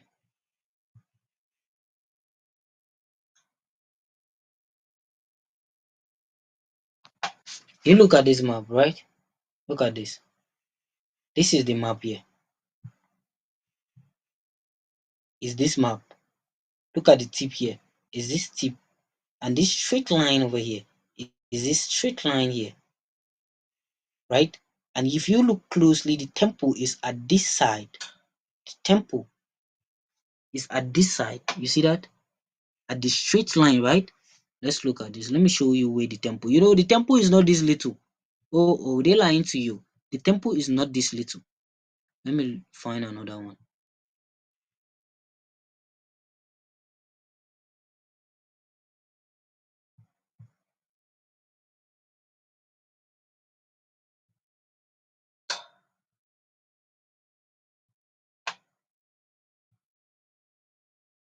The temple is a camp. You know, when they call the camp of the rebels, you know, all sorts of things. It's a camp. I'm gonna show you the temple here. You see the temple, right? It's at that long straight line, the straight wall, right? This is the temple here. It's a camp. The entire temple is a camp where Bantu have an edifice, the king to it. It's not only a temple just standing there. No, it's a camp. Having a wall. If you look here, is a wall there. You see this one? Is a wall that close the temple. And this is the temple in here. You see that? This is the temple. And if you look closely to the temple, it still has um, a covering again. And this is the head, where the temple stood, where Sunani Samandla himself dwell. And this is the camp of where the Bantu came inside. Whenever they have a feast, They came inside there. And let me show you where it is. Look at this straight line. You see this straight line over here? Coming here? It is the camp of the temple. Look at this. This straight line here. And then the way the temple itself stood is in the Kalahari. Right, they know. Look at this. They know. You see how they put it. Oh, this is where the temple stood. This is where the temple stood, and this is the camp. This is the wall here. This is the wall. The camp is here, and this is the temple where Suinanini itself dwell. Oh, you remember Forini? Forini said he found a lost city in the Kalahari Desert. This is the Kalahari Desert. A stone gathered there, and when you read the book of Maccabees, tell us about this stone. When Antiochus take down the temple down, and they set the abomination that make it desolation. It was during that time when our ancestors gathered the stone there and keep it there for a prophet that will come.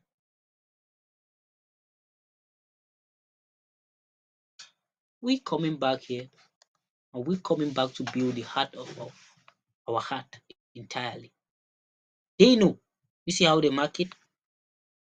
This is where the temple itself stood in the Kalahari. This is the Kalahari Desert, and this is the camp. It's not a small temple. And then the entire Botswana is Jerusalem.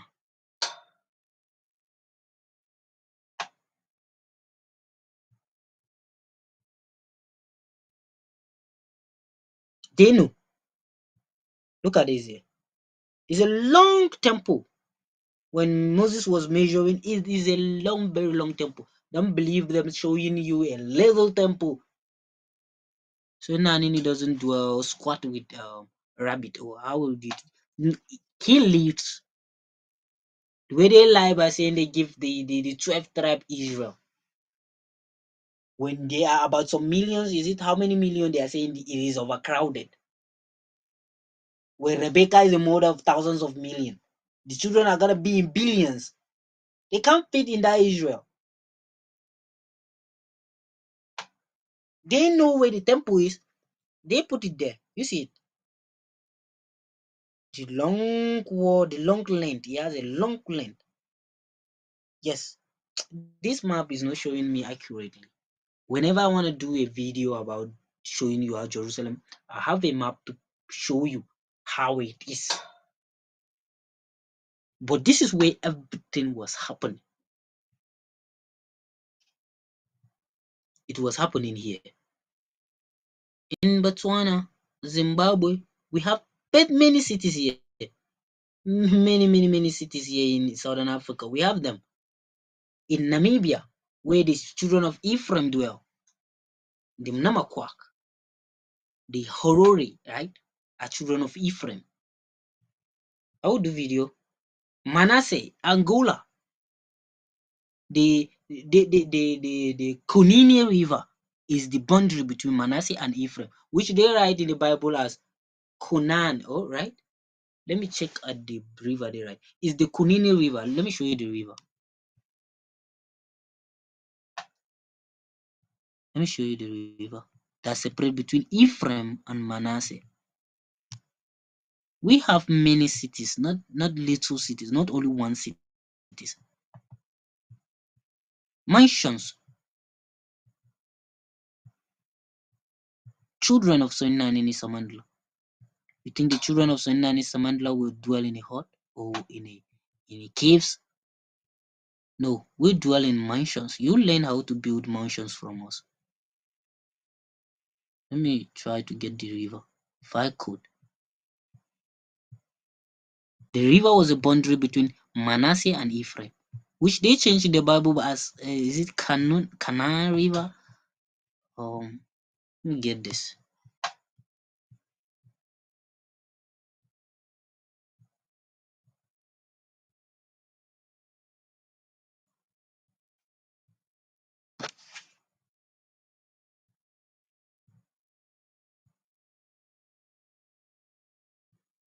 The river is at this side. I think it doesn't reach the entire map.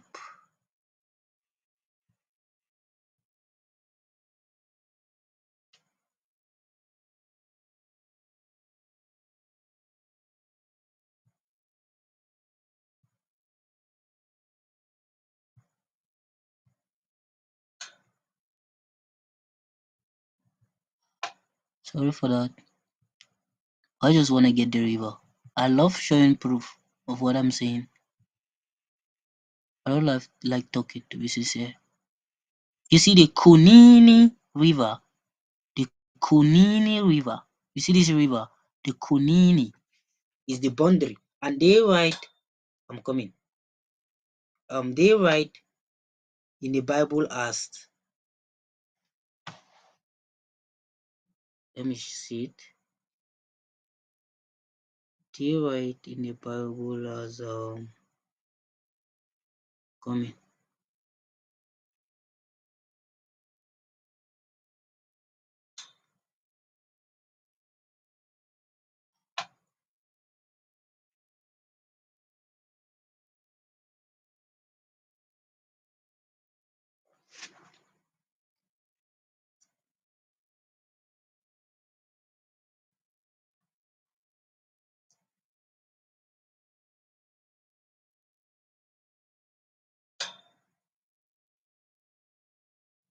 They writing in the Bible as Cana. Cana. It was not Cana, but this Konini River. You see there? Konini River. It was the river that separated between Ephraim and Manasseh. Ephraim is Namibia, while Manasseh is Angola. Children of who? Joseph. Remember, Akobi gave the land of Shechem, which is the land of the what? The Canaanite, to Joseph. So Joseph, when Joseph died, he gave it to Ephraim. While Manasseh is above Ephraim. Or will I say, because Southern Africa is in the higher plane, right? You can see that verse in the book of Joshua 16:18. Joshua 16:18, which says the border went out from Tabio westward to the river, and the going out therefore were at the sea. This is the inheritance of the tribe of the children of Ephraim by their families. You see that? It's by the what? The sea. By the sea. This is it here. And this is the river. The river went out of the sea. This is Angola, Manasseh, and this is Ephraim. This is Jerusalem. So when they came through this wall. They penetrate through this wall. They came through the west. They penetrate through the third wall, and then they reach to the second wall. This is the second wall. I mean, yes, this is the first wall. When they penetrate here, they went to the first wall. As I show you here, where is this? Right. You see, this is the third wall, which the second wall, the first wall, and this is the second wall. They have to do the picture in a way, when they enter the second wall, this is the second. When they enter the third wall, you get the first wall, and then you get the third wall there. Are you understanding me? Let me still bring it back for you to see it. I'll do a video about it. Don't worry. They penetrate through here, and they made the other wall. When they get into the other wall, the family, because there is another army that came through the west again. Yes.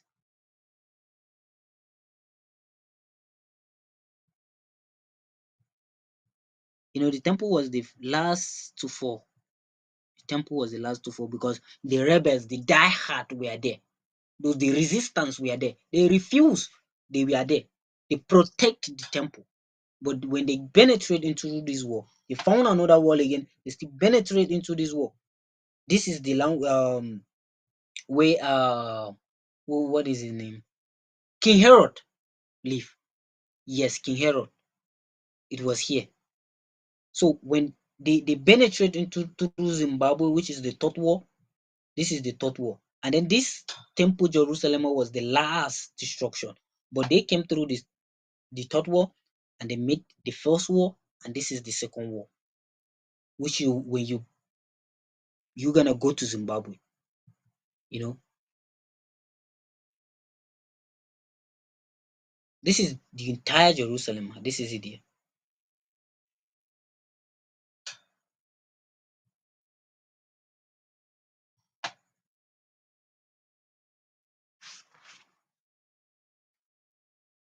You have to do the picture very small,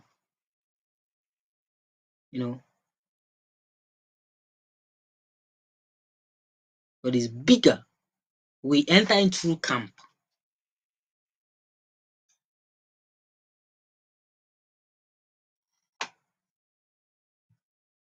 I could remember when we came out of Egypt. When we came out of Egypt, we dwell in camp according to our tribe. In that temple, in that camp to the temple, that I just show you now.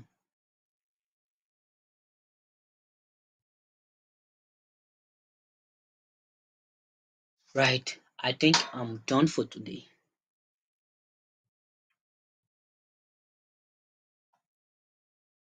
Yeah, I'm done for today now. So can you open your mic?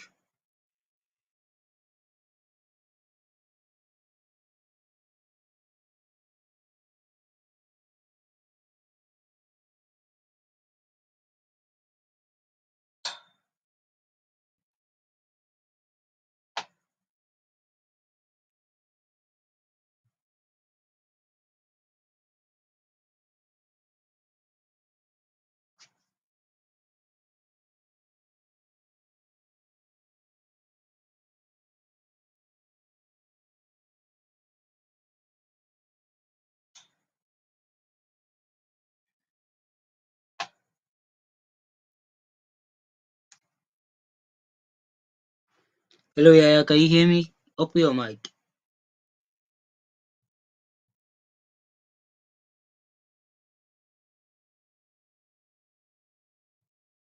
Yes, I'm here, my brother. I'm here. Yeah, I'm done for today. Yo, phenomenal lesson. Beautiful. Man, before you even go, let brothers and sisters know where can they find you.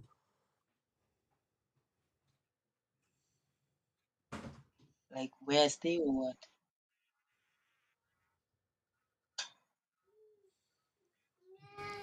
Say that again, Like Addy. what? How? What do you mean?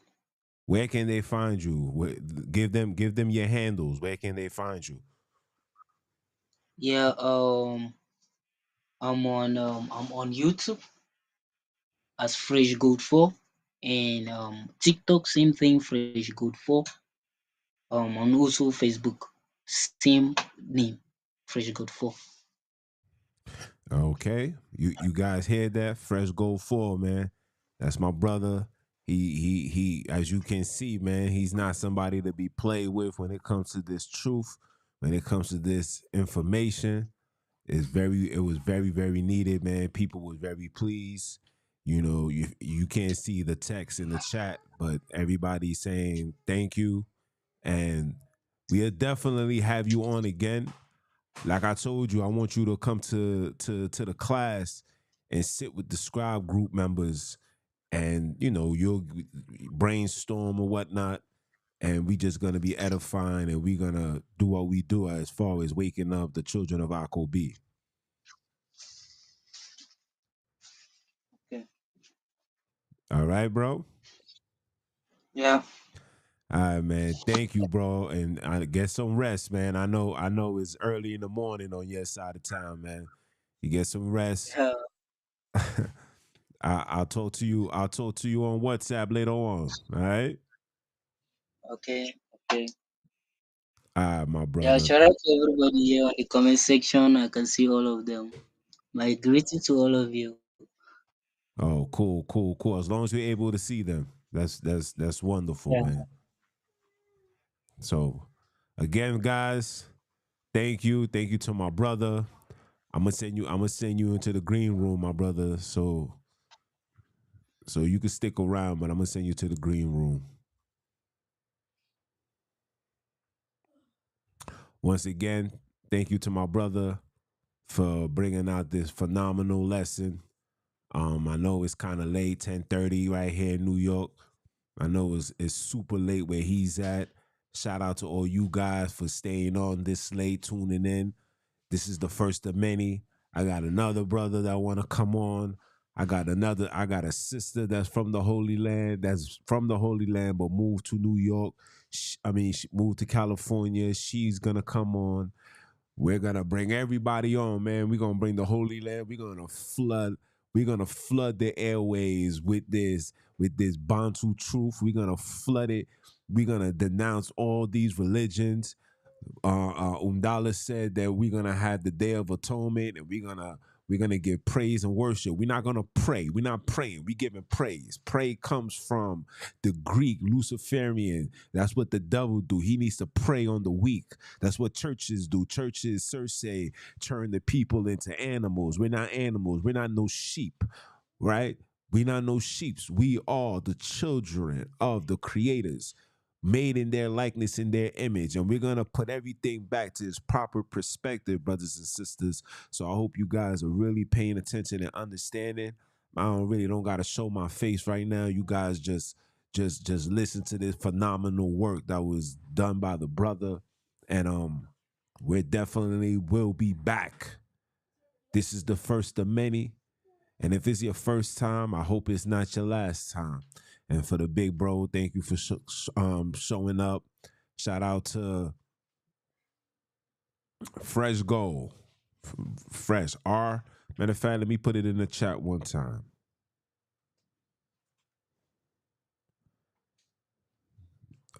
There you go. Fresh Gold. You can follow him on YouTube. He got a lot more work on TikTok. He got more followers on TikTok. Follow him there, support him there, help him get his pages, his channel monetized so he can make some bread and take care of his people out in the Holy Land. You understand? We each one teach one. You understand? But yeah, tune in, support the first of many. For those that don't know who I am him. Yes, Jules, the NBIC. He says, I need to connect with the sister. Yeah, we gonna connect, my brother. Don't worry. Don't worry. We gonna connect. Continue tuning in. You know what I'm saying? We're gonna connect. We're just how you say, we wearing out the wears and tears, right? We gotta know who's who, what is what, so we can align ourselves with the people. You know what I'm saying? Because there's a lot of individuals out here trying to sabotage what's being done on this earth. They think that they're doing something for the handlers, for Lucifer, but they're doing something detrimental to themselves. But everything is gonna happen when it happens. Just stay tuned, continue supporting, okay? And for those that don't know who I am, man, I told you, man, it's your honorable Junes, man. The NBIC, yeah? AKA Mr. Keep My Foot on You Heathens, You Hebrews, and the newly installed Heathenite Snacks. And if you thought that these Hebrews was going to be able to rebuttal this, you are dumb, or are you dumb? Let the creator say one time for the one time. And I'ma holler at y'all. One.